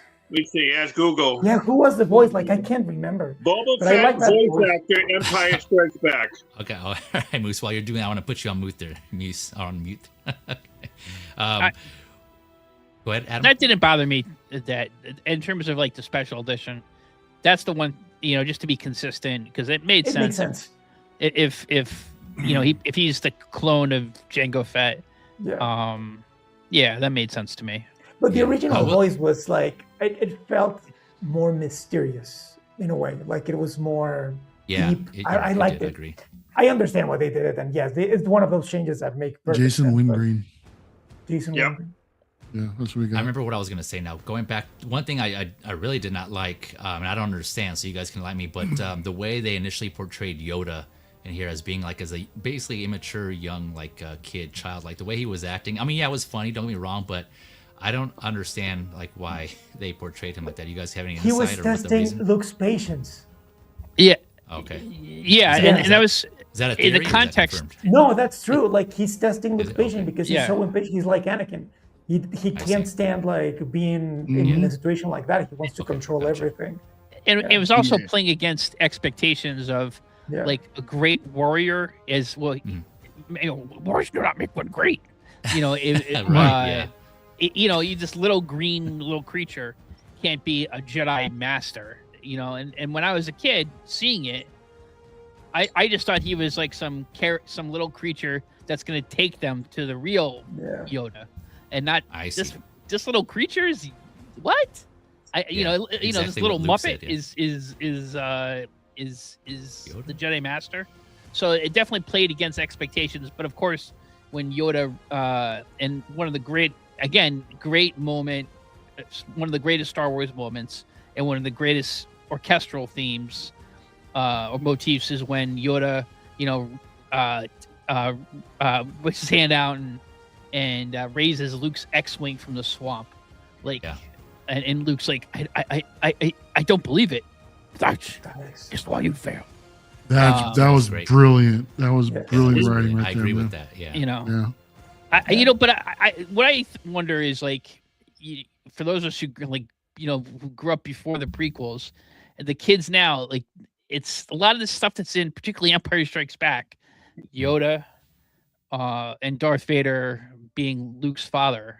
I guess if you raise your kids to show them a certain way, and hopefully they don't hear too much about it from their other, you know, at school or in other media, you know, it's some of the surprises may not hit as well.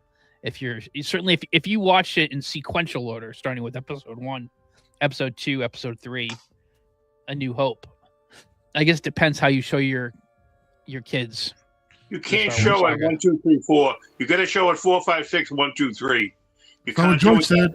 George says it's meant to be watched 1 through 6. George is wrong. No, it's not. No, it's not. That I object. That's stupid. I mean, you don't want to know. You don't want those reveals ahead of time. I recommended the Machete Order to a cousin of mine who's never seen it, and she wanted to watch it. Right. So I recommended the Machete Order. I don't know if you guys are familiar with that. Yes. No. But if you don't know, it's episode. It starts off with the original Star Wars, then Empire. Then you go back. If you want to watch episode 1, go ahead. But you watch Return of the Clones and Revenge of the Sith, and then you finish it off in Jedi. So that way, when you get the reveal about the connection between Vader and Luke, it's much more impacting as far as like the fall of Anakin to Vader and the redemption in the Return of the Jedi. She gave me the feedback and told me that she didn't like it. She would rather have watched it in chronological order 1 through 6. I was like, wow. All right, okay, cool. I tried that with my daughter, and I can tell you that the hook for her to get into these was starting with episode 1 with Phantom Menace. Really? Like she loves Phantom Menace. I heard another suggestion. She loves Jar Jar. She loves young Anakin. You know. Another suggestion was given to me is to start with the Clone Wars. Not everything, but like particular arcs that will develop Anakin's character. Yeah. The key. Then you go right, and then you go into Star Wars. Then you basically go into the Machete Order. Well, you could go 4, 5. You could go 4, 5. Okay, 1, 2, 3. Then Clone Wars. Then Jedi. I mean, I don't know. Then no. That doesn't make sense to do Clone Wars after Revenge of the Sith. That doesn't make sense. Well, no, you can. 1, 2, 3. You go 4, 5. 1, 2. Then Clone Wars, right? Then Revenge of the Sith, right? And then Jedi. Yeah, I'm sure there's a lot of like.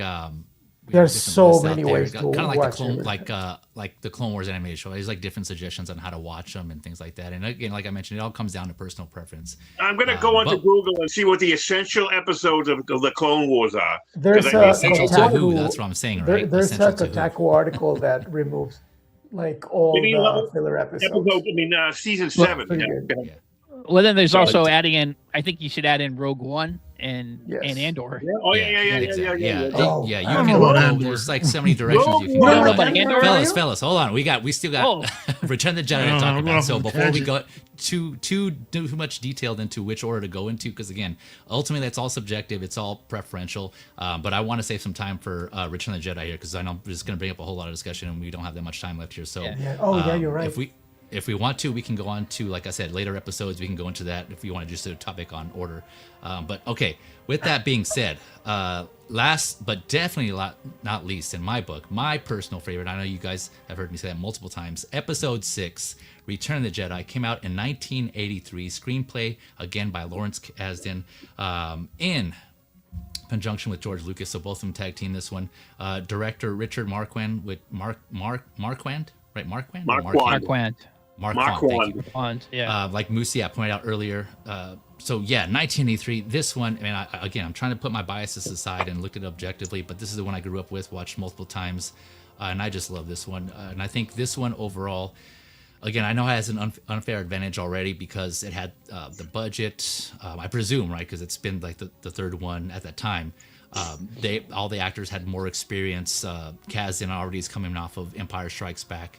So I think overall, everything was firing on all cylinders. Yeah, there were some parts I think that could have been without, but to me, even with those parts in, and I'll touch on that here in a second, I think it was still awesome. First, the story.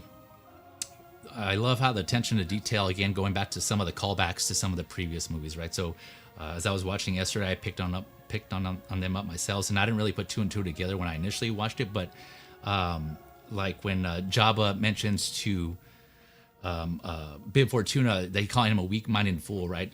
For those who haven't seen any of the movies before, if you go into watching this for the first time, you think, okay, well, maybe like, Luke's powers as a Jedi works on him because just that, he's weak-minded fool. But that was I'm pretty sure was a callback to A New Hope, where Obi-Wan explains to Luke that the Force mind manipulation only works on weak minds, right, and not those strong-willed, right? So just like little stuff like that, and then Han mentioning, that he owes Luke one, and that's after Han previously had to take Luke twice, and so like things like that, I think it shows me that Kasdan was really paying attention and going back and referencing the other material and kind of implementing some of that here in Return of the Jedi. Not to mention Luke, again, this is supposed to be, the movie came out 3 years after Empire, but I think the timeline from what I've been reading is varied. It seems like the consensus has been about a year, maybe less, within the movie, between Empire and Return of the Jedi. So within there, we haven't seen, we presume Luke's still training, but when we first see him in Return of the Jedi, he comes back, he just comes in as a menace. He just looks badass. He kind of does his thing. And I think that's, a really quick fast forward to why his appearance in The Mandalorian had so much of an impact, because it was reminiscent of Return of the Jedi and his appearance there, and just him being like a quote-unquote Jedi Master, although they were calling him that before he technically was one, according to Yoda. But, yeah, man, just that, again, there's the callback again to Han saying to Leia, I love you, and her saying, I know. Call back to like what you guys mentioned in Empire Strikes Back. I thought that was clever. I like that. The sound effects, man, the sound engineering on this one, the speeder bikes, oh my gosh, just that by itself, always iconic, man. I love hearing those. I never get tired of that sound effect going through Endor, filmed in the Redwood Forest in Northern California, of course. But yeah, man, that scene and those sound effects, the lightsabers, let alone, like, I think they've kind of improved. It was just, yeah, man, just the sound engineering overall was just awesome.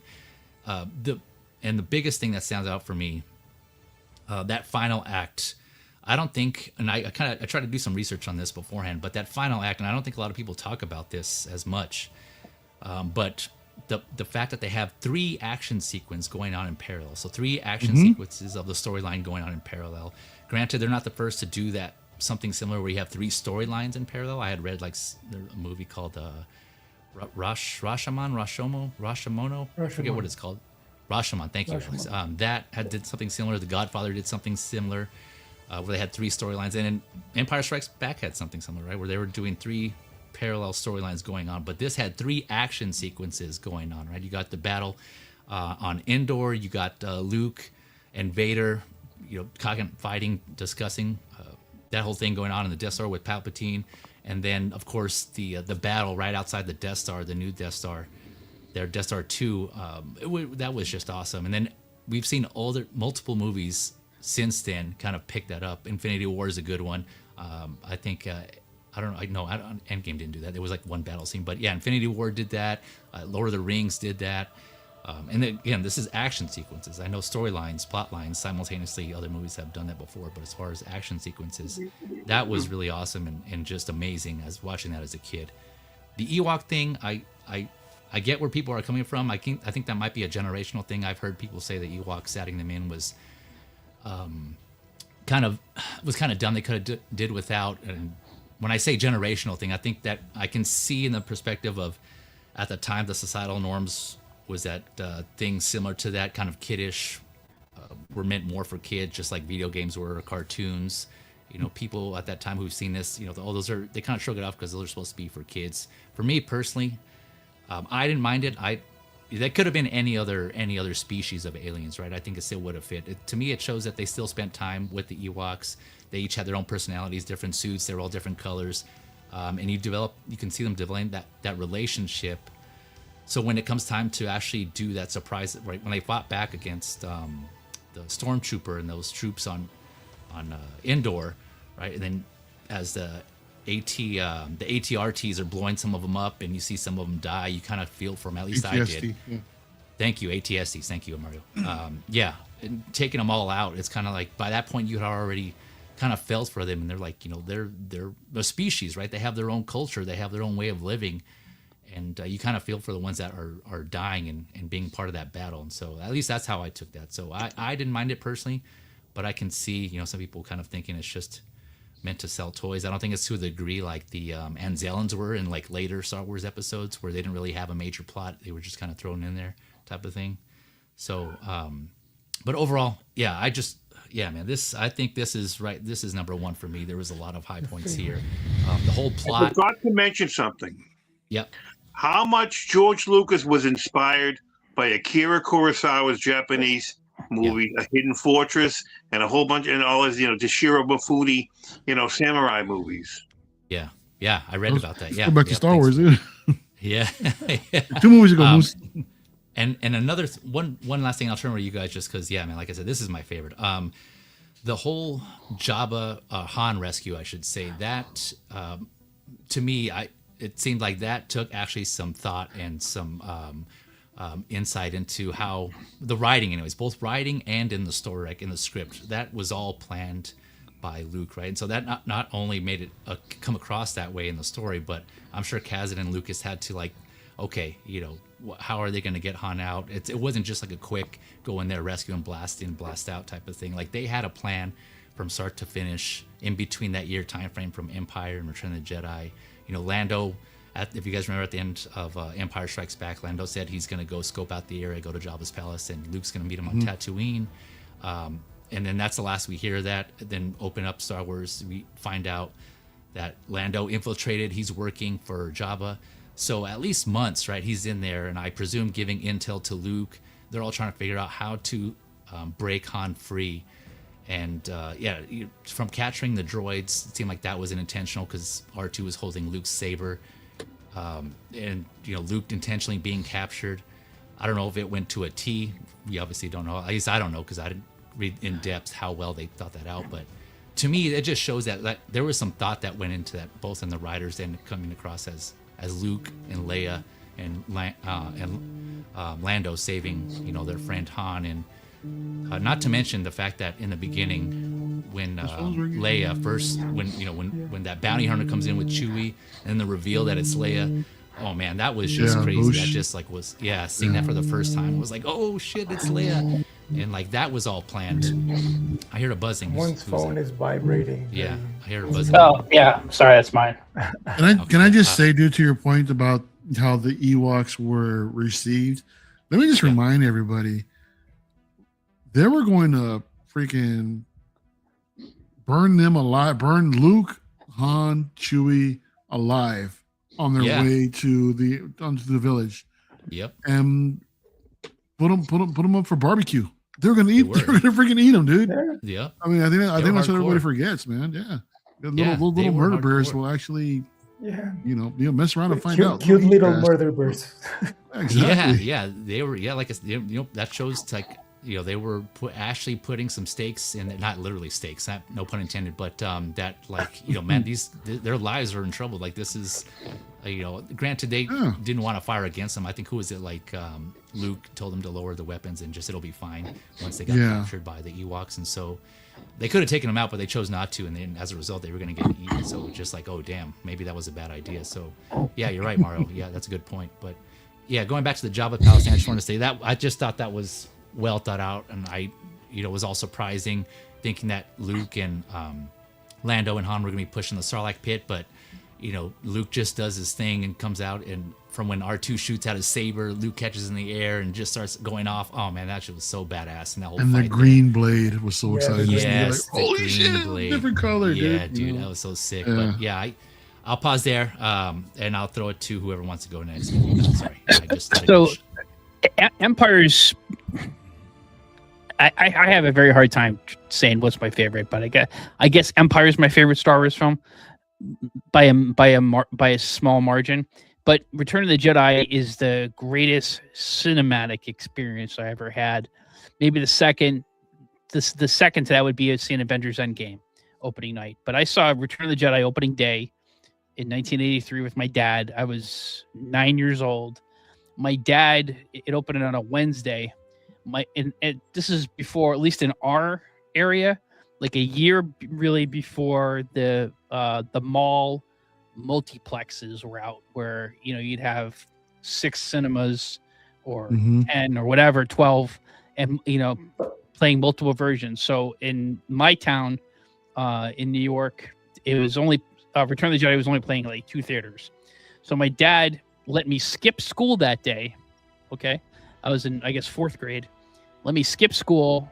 And we waited in line at the Fox Theater in Colony, New York, for 4 hours so we could get a seat.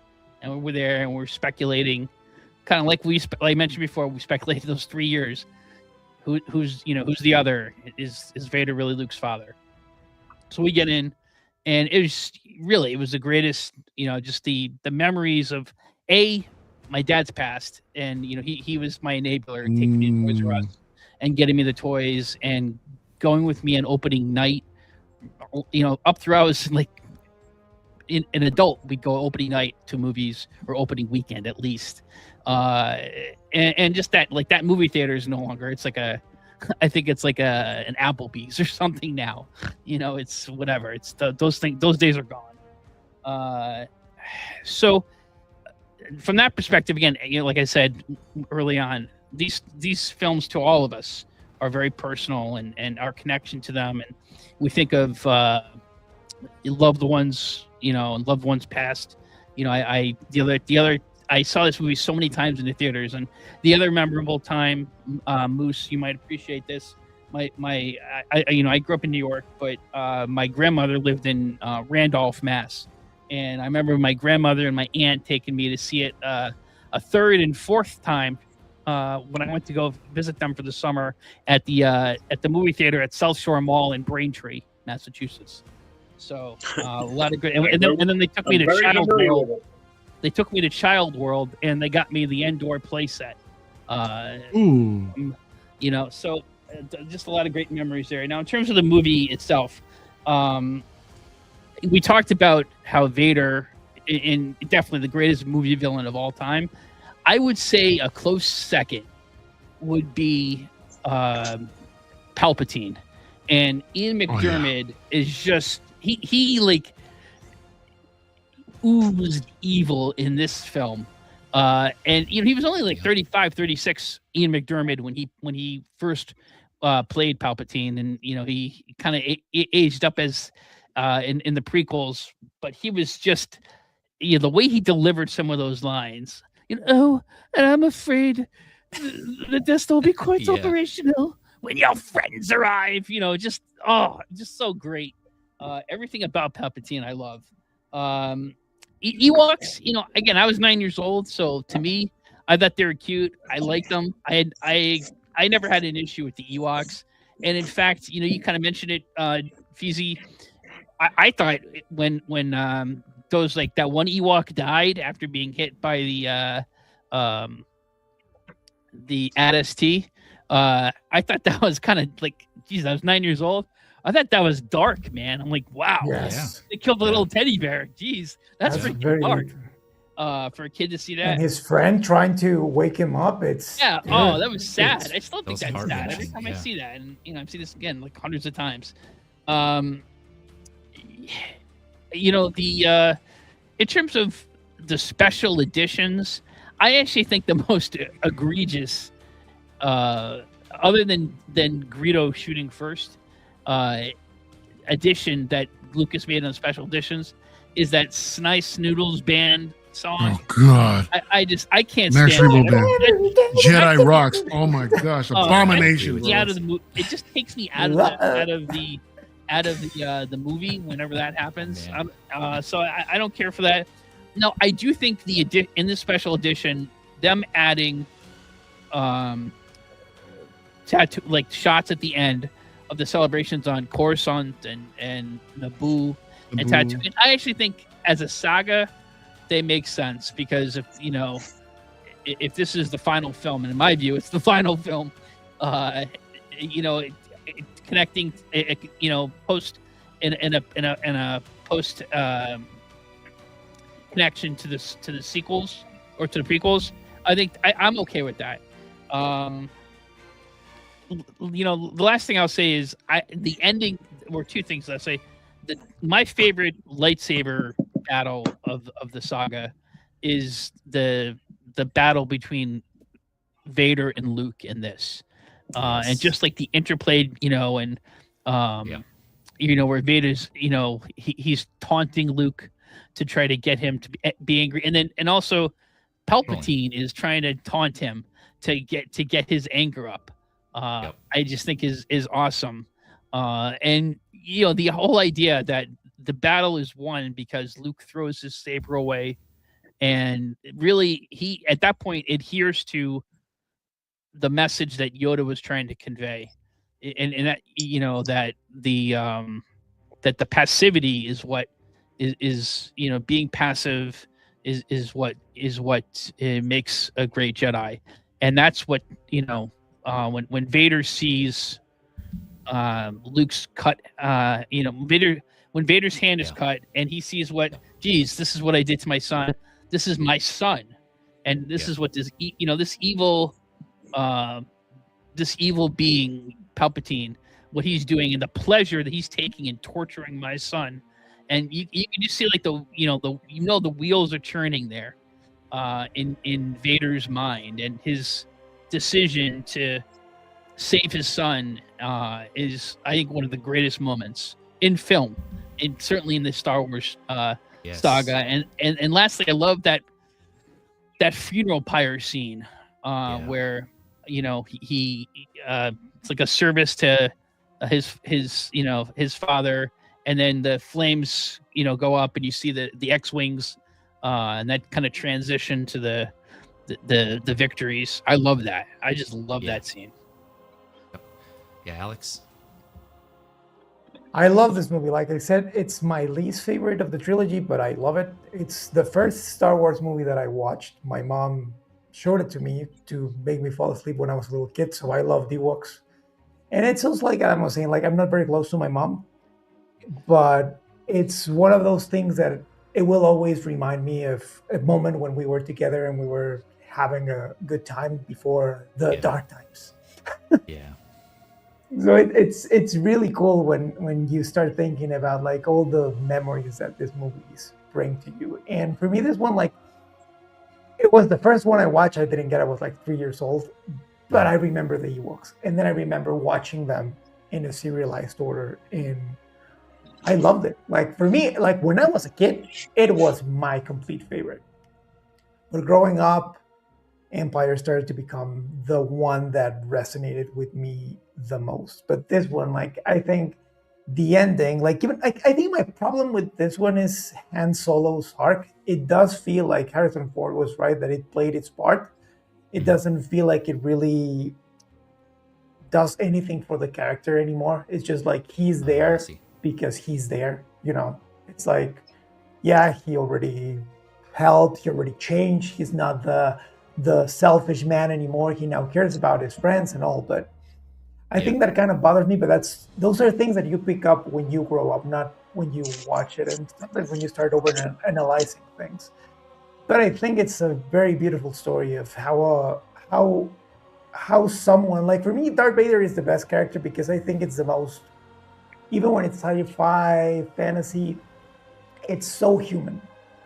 It shows us how we can fall to the dark so easily because of things that happen in our lives, and how the only thing that we need to rely on to go back to the light is something that we love, or holding back to something that is meaningful. And we don't have to be Darth Vader. We don't have to go through what he did to find meaning in our lives and be happy or whatever, like, I think it's a very beautiful story, and I think it was a perfect closure to the story. I think, like, also, like Adam was saying, I think this one is the most affected by the special edition. I don't like that the latest changes that Lucas made, the Ewoks like blinking and stuff, like, that's atrocious. But there are things like the celebration at the end is cool. I still don't, for me, it doesn't make sense that they changed Sebastian's stand for Hayden Christensen. I don't like that. I don't get that.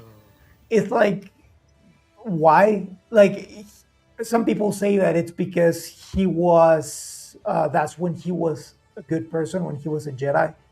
But he turned good when he was older, so... Yeah, I don't get it. And it doesn't make sense. Like, then change Alec Guinness for Ewan McGregor. But I don't know. Like, that, those are the little things that, for me, really don't make sense. But I still think that it's a really great movie. It's for me, one of the greatest trilogies ever made, if not the Yes, greatest. sir. And yeah, we'll always love it. Like, even when those little things that are like nitpicks, I still love it. Yeah, I got you. Mario, Darth Proffi, thoughts on Return of the Jedi? I hated it, man. I mean, Oh, damn. Okay, Moose, what are your thoughts? Now the downfall of Darth Vader is just, come on, man. No, I'm just kidding. I thought you were Rob for a second. I thought you were Robert Meyer Burnett. No, dude. I mean, it's my least favorite of the original trilogy. I will say. I mean, that's not to say that it's a bad movie. Yeah. But it was. This was the first Star Wars movie that I actually got to see as a kid in the movies. So that was freaking awesome. Nice. Yeah, I was born in '77, so I was around. I don't remember. I don't know if we saw Empire in the movies or not, in the theater or not, but I know we saw this one. And the biggest thing that stood out for me as a kid was watching the speeder bike chase. Damn near front row in the big screen, watching that shit was incredible. Yeah, and later on, and later on, many years down the line, that actual scene actually proved to be a pretty cool demo for a home theater surround sound. So whenever you wanted to test your speakers, I remember that shit on, dude. Just like the pod race on it. Yeah, exactly, dude. That's the scene that you would want to test. As far as the movie overall, man, I mean, it was enjoyable. I did like what they did with the story. It was more fleshed out. We got the reveal of Leia, being Luke's sister. That was interesting as well. We got a little bit of a backstory from Obi-Wan talking about Anakin Skywalker, which was interesting as well. I don't understand, why did Yoda have to die? I think that was kind of weak, but He was whatever. tired. He was just tired. Yeah. He was sick. Yeah, he was getting worse. Hey, well, 900 years are you? Look as good. Yeah. Look as well, not. Yeah. But I loved the introduction of Ian McDiarmid as the Emperor, man. His entrance in that Death Star scene, incredible. Because that was you see everyone gathering to greet him. That's for the freaking guy. And like what Adam was saying, how he could possibly be the second villain, the second best cinematic villain of all time. I have to agree with that. It's a strong possibility considering what he had set up. He orchestrated the Clone Wars. He orchestrated the whole thing with the Jedi, the Clone Army. Everything was to his design, which is absolutely insane, dude, to end up where he's at. He just couldn't have the hindsight to actually know about his own fall, his own death, in a sense. When it comes to the additions from the special edition, the Jedi Rock scene was atrocious. I didn't mind the exclusion of Yub Nub at the end of it, because I was never really a fan of that, to be honest. So I liked it the way they set up the end of the celebration. Yeah. For the rebellion defeating the Empire. But yeah, the lightsaber duel again, that was also really tense. That was great. The battle over the Death Star 2, loved it. That gets me so pumped, dude. Yep. I love listening to that particular score at the very beginning when they first go into hyperspace or before that. Yep. I'll play that on the freeway. If I'm like if I had like open road, I'll play that, bumping that shit, dude, and just floor it and just weave in and out of lanes. Right, dude, that just gets me so hyped, dude. I freaking love that. That's one of the best. Exactly right. But yeah, it's a fun movie overall, man. It really is. I really like the design of seeing the Scout Troopers. That was really cool. See the speeder bikes, on Endor. That was a lot of people my age. It was like they decided, growing up. A lot of new stuff that was introduced in that movie, which was really, really cool. It's just the story overall wasn't as impactful, I think, as the first two. Which is saying, again, to me, it's not saying that it's a bad movie, at all. But it was I thought it was a good wrap up, to this particular story, and it's where Star Wars, like you, Adam, it's where Star Wars ends. Yes. Yeah. It ends here. I hear you. Mm-hmm. Moose of your dreams. Thoughts on Return of the Jedi, sir? Well, it is the weakest of the three. I mean, when it first came out, you can just feel it. But it is part of a cycle. I mean, originally it was called Revenge of the Jedi, and they, Lucas changed it at the end. And So, so that's because it's really about birth, death, and rebirth. Those three movies, starts just it's like, and it's like a cycle. It's a mythic cycle, So it begins with Star Wars, dies in Empire and reborn in Return of the Jedi. They could have had a better title than Return to the Jedi, as far as I'm concerned, but that it worked. Okay, that's what it is. And it's more, but it's not as exciting as Empire Strikes Back. It sounds like Empire Strikes Back sounds like a movie from the from the 40s, and that's what kind of Lucas makes it. But Return of the Jedi is meh. It should be, so you have to have, you can't say it's a Return of the Jedi because you don't want to give away what it is. What would be a better title? Let's think of it somehow, another stream or somewhere on Facebook. You could say, what's a better title than Return of the Jedi for the movie? I think on the early drafts of the script, it was going to be called The Redemption of Anakin Skywalker, which wasn't very that's good. kind of dull too. But you can't, you say that. You can't, so it's going to redemption of that. You're going to be kind of vague a little bit about it. Star Wars, when it first came out, was just Star Wars. And there was no A New Hope until, until Lucas retconned it, and then finally, I think you don't remember if Empire came out with Episode 5 at the beginning, because I'm sure it did, when that scroll came up. Because that wasn't on the, there was no Episode 4 on the first showing of Star Wars: A New Hope. When it was just Star Wars. Now it's Star Wars: Empire Strikes Back. Right. And now it's Episode 5. Episode 5. Some people that weren't in the know, like, what are you talking about? Where's Episode 1, 2, and 3? So this is Episode 6, and I think that was on the scroll. But it is the weakest of the movies, and. I'm trying to think I don't know how good Richard Marquand was as a director. Lucas was definitely dealing with everything, and it was like a huge scale compared to the other ones because there's so much money that Lucas had to put all his money up on this. But he totally owns it all. Why do you think it's he also made it in England, in that studio, when they make the James Bond movies. So there was a ton of money to make this back in '83. I bet, yeah. Why do you think it's the weakest one, Moose? I remember having to see it with my aunt. I go, I gotta go take my aunt to see this. She doesn't know what this is. She didn't see those other movies. She's like older than my mother. And she was out of it anyways in a way. So but it's okay. It resolved it, But I think there should have been a little some kind of nugget in there that led us to something else, at the very end. It should have been a little bit of a thing, we need another movie, like somehow, maybe like dark. Luke's eyeball goes dark or something like that, goes red or something. That was actually in the original script. Luke was supposed to turn to the dark side. But then that was the last minute change. Yeah. But they didn't do it like that. So they should have had maybe a little test of it. The Luke all of a sudden kind of goes manic at the very end. And does something nobody saw. But there were a couple of people or one person. One person he could have killed off or something like that. Then that would have been a great movie. That would have But Lucas was like ready to take a little break from Star Wars. I think after he made that. I think he was a little bit of exhausted. You don't think? What did you want at the end there, Bruce? Would you want Samuel L. Jackson to come out as Mace Windu, saying meeting Luke and saying that would have been cool. That would have with one arm saying, "I'm putting together a team." I'm just worried about. I'm more concerned with thinking about what are we going to do to get over the hump of the sequels. How do we get by that? Ahsoka's going to ram into that. Any of that storyline of Ahsoka and Mandalorian. I don't think that was a thought, though. Exactly. I don't think he was.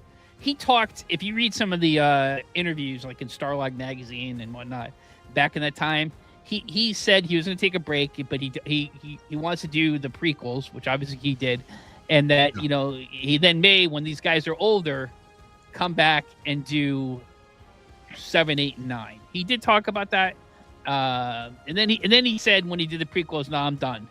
And then obviously I think he had a little bit of a break, and he did write scripts for 7, 8, and 9, or at least not scripts, but story treatments. And Disney took them and Thank you very Very much. done. Put them in the recycle bin. Yeah. But I mean, it is the nicest. It's a nice thing. The OT. I mean, you can enjoy it all. I mean, if that's the only, we never see the prequels or the sequels. It's still enjoyable. Or, I mean, I think you can't miss your. I mean, I think 1, 2, 3.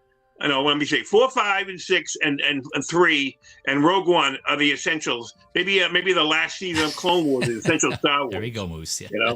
What? Oh, Moose. What? You said this was the weakest. I think you were like the third person. What didn't you like about Return of the Jedi? Well, it was kind of cloying, and the whole thing about the Ewoks, how they finally treated the Ewoks, okay. and we were kind of pissed off, that Vader died why did Vader have to die? Why couldn't Vader just, if he wanted the redemption of Anakin Skywalker, why couldn't he have lived on? As a nice guy, and done some powerful things with his powers, No, I mean, there's no way. Live on what, in prison? How can this guy live on? I know. He couldn't live on it. I know. He should have gone. He would have gone to prison. I would love to see them try to lock him up in prison. He was a war criminal. I know. But so he had. Imagine like having like a Darth Vader being like Hannibal Lecter, helping Oh man. other That'd be an people. interesting storyline. That'd be Trial of Darth Vader. him in jail. Yeah.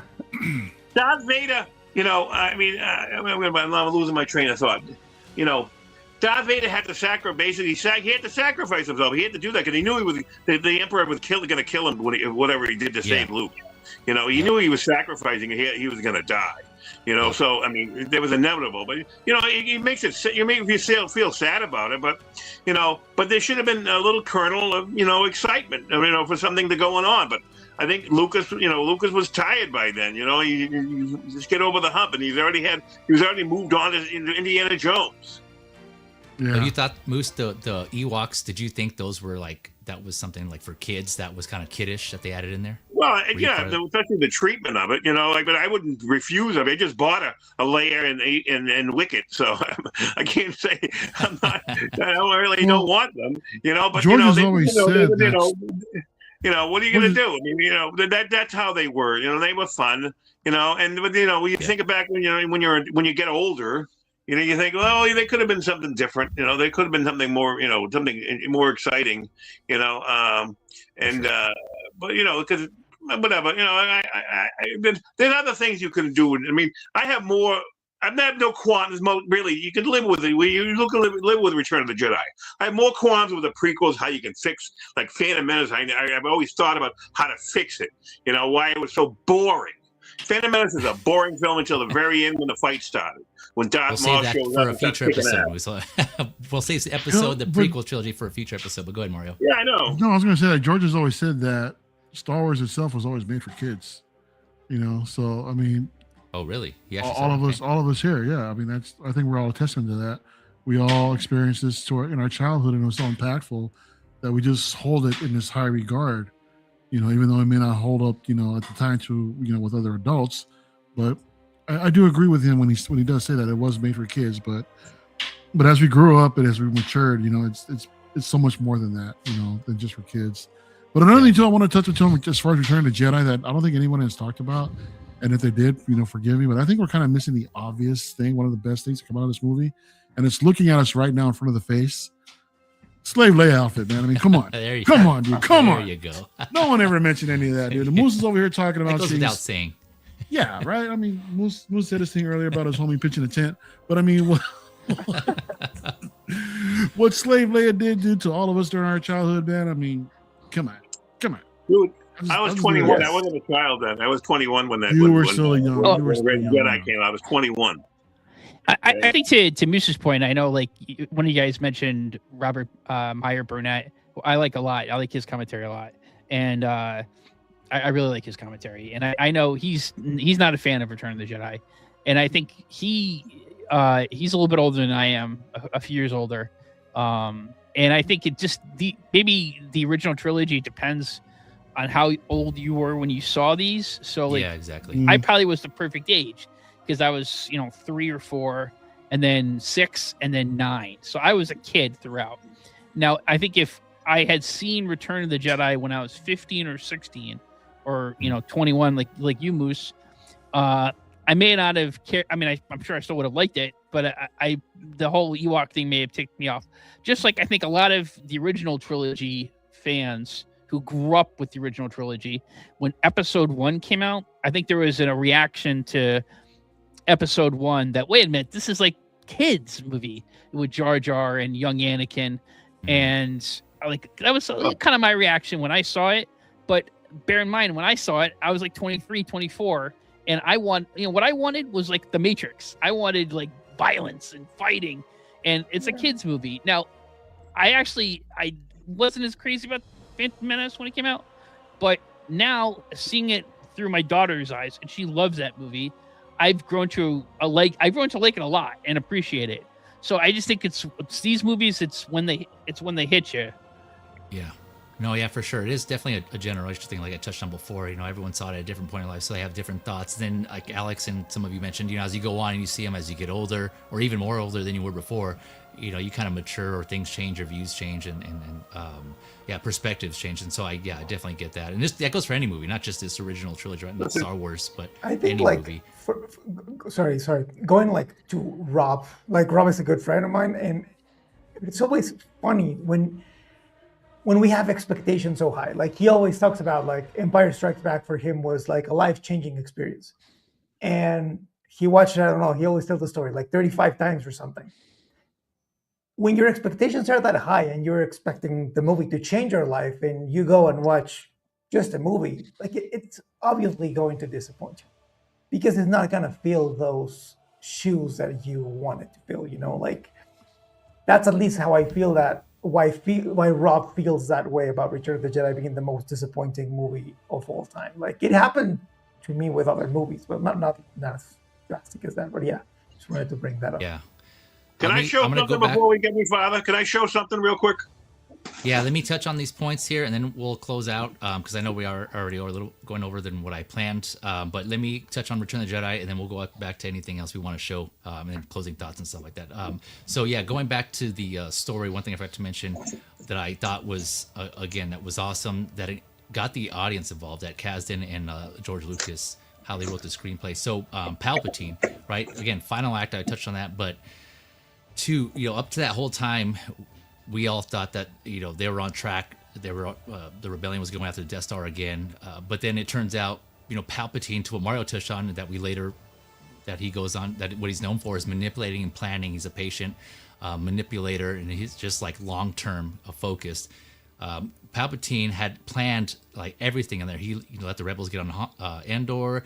He let the plans get out. He exposed the weakness intentionally to bring the rebel closer so he can wipe them out. And up until that point, we thought I didn't suspect that when I saw it for the first time. As I got older and I understood, when I watched it with a more mature mind, that he intentionally did all that to bring it in. And I think as an audience, we're all like just surprised, like, whoa, he actually, surprise plot twist. He intended for that to happen. And then, the famous, it's a trap scene, they go turn around, and then bam, there's a whole Imperial fleet there just waiting for him, and then it just kind of bombard them. So that, and I mentioned the troops on Endor come in, they surround them, and they started. So that was, again, some thought went into that on both fronts, right? And it came across. It was kind of, there was like a meta aspect to it where the audience also was surprised and taken off guard. That I thought, anyways, in my opinion, that happened. So. And then I've read online that some people thought it was lazy writing because they brought back the Death Star. When, again, this is a bigger picture, but just real quick, a lot of movies take, the inspiration, or they borrow and they put their own little spin on it, in all aspects. And that's not just movies, right? That's music, TV shows. And so I don't really, unless it's a deliberate, like, obvious ripoff and a direct one-to-one. Here, yes, they brought back the Death Star, but it wasn't just straight like, the rebel was going to do the same thing, go do another trench run here. Palpatine learned from that previous one as well. He's like, okay, well, they're probably going to come do this again. Again, I'm just theorizing here, but hence why he set up the trap. Rebel Alliance comes in like he planned, and then bam, he just like he just surprises him, catches him off guard. So he adds a twist to not only bring the Death Star back, but anticipating that the Alliance or the rebels would come back again, uses that against them and traps them. And so to me, that's just one of like a writing, I don't know if you want to call it like a writing mechanism or writing trick to kind of enhance what was previously done before. So I don't see it as a negative. I think that, again, some thought went into that to kind of throw them off guard. And then the acting, what last thing I'll touch on here, I mentioned this, the acting, it still gets me every time. The scenes with Luke and Vader at the end, when he first goes to, Luke turns himself in, and that initial dialogue to kick it off, he's like, I can sense the good in you, there's conflict. And then Vader's just like, it's too late for me, my son. He already is starting to call him son, and Luke, father. I mean, that just, every time, like that dialogue just gets me every time. Like I feel like some slight waterworks start to form. And then, of course, when Vader does save his son, like Moose mentioned, and I think it was Moose that mentioned, he sacrifices himself, throws Palpatine over, and the whole let me look on you with my own eyes scene, that still gets me to this day, man. Like I that hits, because he knows he's gonna die, and Luke says, but you'll die, and just that scene, man, it's just so iconic, and that sticks out with me. And that, I think that if you're watching as a standalone by itself, that has an impact, but it hits harder if you've seen 4, 5, and 6 and that whole build up, right? And then also, and then being a parent, having the thought of having your child, your kid, save you from a path that you went down, it's just so impactful. And I just think about that aspect of it, and just the Mark Hamill's acting through that. You can see the emotion, especially when Vader calls out, sister, so you have a twin sister, and then him saying, if you not turn to the dark side, perhaps she will, and he just loses it, man. You can see the emotion so well. Yeah, so well executed, man. You can feel his anger in there, and he lets his anger loose and he goes off. It's just overall, like, the acting, I think, from everyone was just well done. So it's just so good, man.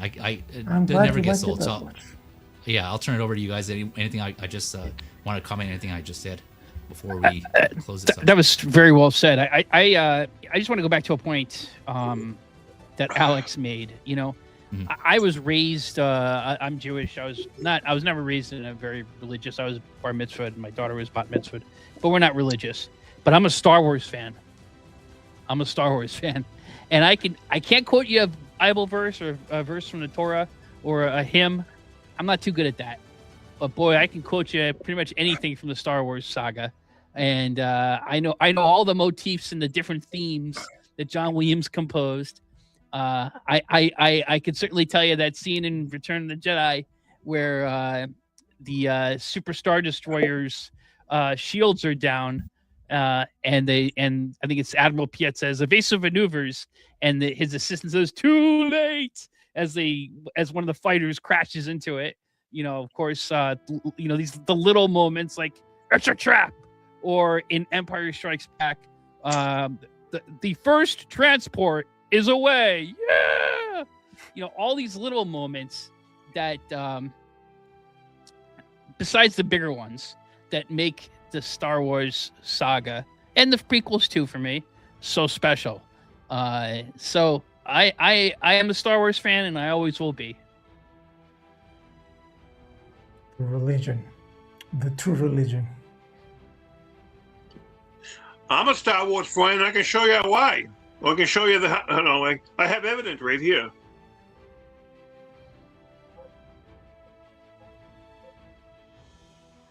Feezys frozen, I think. I don't know what's going on. Oh, no, sorry. I just realized I was mute. Yeah. No, on that, if no one has anything else to comment on the last points I just made, we can go into share a couple of things that we value here. All right. Go ahead, Moose. Start us off. I know you've been eagerly waiting. So what you got? What do you got to share us here? Last weekend, I bought this. Nice. The Millennium Falcon. Is that the nice? It's still taped up. The guy had bought it and left it in his attic for whatever this came out. This 2008 or something like that for this. Cool. Is that a supersized one, or is that the one? That's not the BMF. It's the vintage collection. I had that other one. The Legacy collection came out in 2008, and I actually had like 3 of them. And so last one I sold. I need one. In 2019, 2020. before I started getting into 1/6 heavily, I sold for $650 on eBay. You know, my legacy. Like I had 3 of them, and I was like, you know, I bought the first one for I didn't want to pay I think it was $150 when it came out. You remember, Mario? Do you recall what the MSRP was on that? I think you're right. On the MSRP, The BMF one. Yeah, the Legacy BMF. I think that the vintage one was like 200, and then the vintage 2.0, the Smuggler's Run. The figures. Now, no, the Smuggler's Run was like 400 from Target, which was insane. Which one? The BMF Smuggler's Run version from the vintage collection. Oh, that's a different one altogether. That's another thing altogether. That's I don't have that one. But I had 2 of those bad boys. Sold them. I freaking miss them. I mean, I said no. I had the Legacy collection. I told you I sold it. You know, I had 3 of them. You know, but it was like when the Legacy collection came out with just Luke. I mean, with just Han and Chewie. You know, figures. You know, and that was just still, you know, the best thing you're gonna get. They hadn't talked about, you know, 1/12 scale even for a number of years, for a few more years later. You know, and I gobbled all those up. You know, I mean, my Maul was the hardest one to get in the first batch. You know, that stuff. But you know, this I just bought last week. You know, and it's brand new. I mean, because it's never been opened. It's set in this attic. So, and I just noticed you can light it up. I'm gonna light this motherfucker up. Pardon my French. You know, you know, and you know, this looks. I think it's better than the Legacy. But the Legacy is out of proportion. It's kind of wacky big. It's gigantic, and it's like you need because there's a place that you need a. You know, it's not so much as just a ship. You know, I also have. I get. You know. The Jazz Inc. cockpit anyway. They got to put together and find a spot for. You know, I still have this one. Well, this one was molded after the original Kenner mold, the one you got right there. So yeah, I still have the original Kenner one from when I was a kid. I got it in 1981. Nice. When I got chicken pox. After I had chicken pox, my parents got it for me. I bought this because I want a representation of the Falcon as much, you know, into the whole thing as much as I can. But even though it's still, you know, nobody can have. I've only seen pictures. You know, no one's ever going to see that Millennium Falcon that Hot Toys did make in 1/6 scale. You know, with all the figures. You know, out of Asia. He's never going to bring it over here. You know, you can get the Master Replicas version and call it a day. That's the only Falcon you need, bro. That's the one. And what you have there, Moose, is that the Hasbro? You said the vintage collection, the 3 3/4 inch. Is that what that is? Yeah. Okay, nice. Yeah, congrats on getting that, man. I'm hearing a whistling in the background. Oh, that's my thing. Okay, sorry. That's my thing. Yeah, no worries. It's getting late. I haven't had any lunch. Oh yeah, no worries, man. Do your thing. I'm gonna put you on mute though while you do that. And I know Alex showed off a couple of replica sabers. Was watching them. Thanks for doing that. And then Adam had his comics and his Iron-On patch. And then Mario has his figures there. Anyone else want to show anything real quick? I have one thing to show. But go for it, dude. Let's see what you got. You know? All right, so of course, Return of the Jedi, my favorite movie. My favorite hilt was Luke's in Return of the Jedi, like Mario pointed out. We saw that green. So during COVID, I learned about these, and I had to get one. So I got a NeoPixel saber here. Ooh. Yeah, diecast. This is Luke's saber in Return of the Jedi. Here, let me enhance myself. Where are we at? Boink. Please do. Look at that. Yeah. So yeah, it came with like an acrylic stand. I don't really use. I actually like play with this, and I put a bunch of fonts and saber colors on here. And let me see. Let me turn it on here in the background. Did you install the fonts yourself? Yeah. Let me turn this. Oh, nice. So yeah, so cool, so good. I don't want to blast you guys' ears, but yeah, man, this is just like the sound effects. Yeah. NeoPixel 2. Yeah, it's just so cool, man. And then of course I have Vader's from Return of the Jedi here. Yeah, it's just so awesome, man. Nice. When I found those are fun. Found out about those. I know it's not a exact replica, but it's good. Dude, it makes you happy. That's what matters. Yeah, like it doesn't matter. Don't. It does, man. And I'm an obsessive idiot. Don't. No, and no power to you. No, I'm just saying, like, I know, you know, like you had mentioned earlier, you know, people just like really appreciate the details and want that exact replica, and so like I definitely get that. Just for me, like that, yeah, that was. That's cool enough. Sounds like, too attitude, yeah. That's awesome. Like it makes you happy. It fills your heart with joy. You don't need to get anything else, man. Like, yeah. If it makes you happy, like, can't be that bad. Yeah, Yeah. that's awesome. No, you're definitely right, and thank you for that. Yeah, it does. It's I awesome. smile Like, and look, your face when giddy. you turn it on, like that's awesome. Like that's It what is, it's yeah. supposed That's what it's to do. about. Yeah. One of my goals. I still is got to to unbox this here. I got Nice. this over the summer. Yeah, I so I still haven't. At, Over the my- summer, my you wife still got haven't this. unboxed it? Which one is it? It's I think it's Luke's. I think it's the green one. I don't. Well, it's Oh, got nice. multi. You can choose the color. You can do like Nice. multi Oh, colors. okay. So it has like the programmable board on there also. Yes. Like the It's nice. Prodigal Son. Oh, that's Luke Luke's then. Yeah. Yeah. Yeah. Okay. Yeah. My wife got this Yeah. for me Yeah. over the summer. One of my That's goals awesome. is to memorize Luke's his in Return of the Jedi when he's on like escaping Jabba and Han's rescue and that whole sail barge scene, is to kind of memorize that and get that incorporated there. Kind of do some choreography with that, because the song does play on there too, like that whole Return of the Jedi theme on there. So yeah, it's just so cool, man. That's pretty But yeah, cool. I I'm love glad that you thing. have I it. love that thing. Yeah, Dude, thanks, just go in your Alex. Thanks. backyard, record yourself swinging it around like you're swinging out a Yeah. piñata, dude. That's it. Like the lightsaber kid. Yeah. Woo, woo, Exactly. woo. Yeah, that's what it's all about. But fellas, man, we did it. I know, like Mario said, we can always talk backstage on how we want to continue this, but I appreciate you all for joining. Those of you who tuned in or clicked in live and caught all of this, or watching the replay, appreciate you all. Thanks for joining us. Like I mentioned, I'll put the link in the description below to all my panelists here socials, so you can go check out more of their stuff. Anything you guys want to say, closing thoughts, go around the clock real quick. Alex? Star Wars is the best thing to ever happen, and it unites people. It's so cool. It's so cool to talk with you guys about something that came out almost 50 years ago. It's awesome. Yes, sir. Yeah, so fun. Thank you, Alex, again for your time, man. No, Adam? thank you for inviting me. Yeah. Thank you for having me on. Anytime I can talk Star Wars is a good day. To paraphrase the great TV show Ted Lasso, Star Wars is life. Yeah, Star Wars is like, yeah. Yeah, shout out to Danny, right? That was his name? Danny? Danny, Forget his yeah. last name. Yeah, yeah. Yeah. And Proffi, Darth Proffi, Mario, any shout out or anything you want to add? Oh man, I just want to thank you for putting this together, dude. I feel honored to be able to talk, Star Wars movies, amongst you guys, dude. So it's always a fun time, dude. So just thanks for having me on, man. Appreciate it.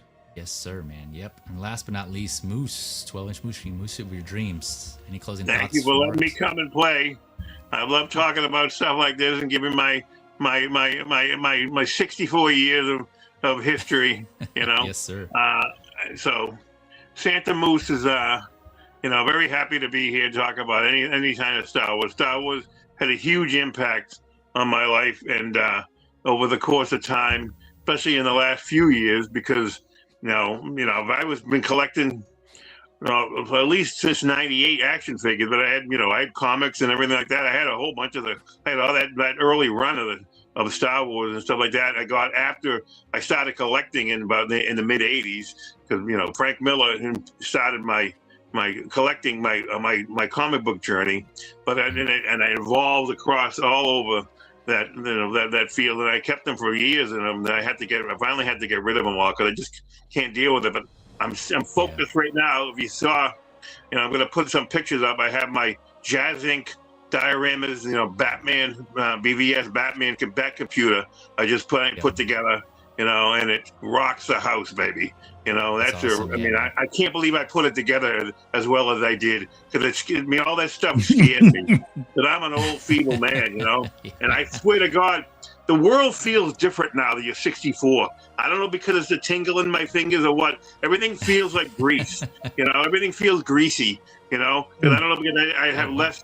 Less. I don't know, because of whatever, because of how I'm living my life, but everything.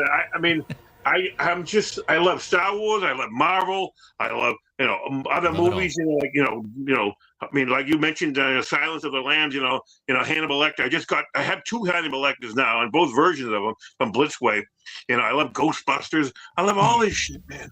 Man, there's so much. There's so much stuff out there. We definitely gotta pick and choose. But yeah, we'll put. I'm up for another discussion about the prequels and the sequels. All right, yeah, we'll keep you posted. Yeah, we'll talk, chats and backstage, and we'll go from there. We'll see about scheduling something. But yeah, Moose, thank you, of course. Thank you to all the panelists, Mario, Adam, Alex, Moose, for your time and joining me. This was fun. You're right. This was fun. Hopefully, everyone else enjoyed it. This is great discussions, man. Like Mario said, we could have went on for a couple more hours with this, but we got to cap it there and get on to some other things. But yeah, more content, if anything, more eagerness. So the rest of you watching, thank you for joining. Appreciate your time. Enjoy the rest of your weekend. Enjoy the rest of your evenings, whatever you got going on. And of course, as always, may the Force be with you. Take care, all. Later. Ciao, baby.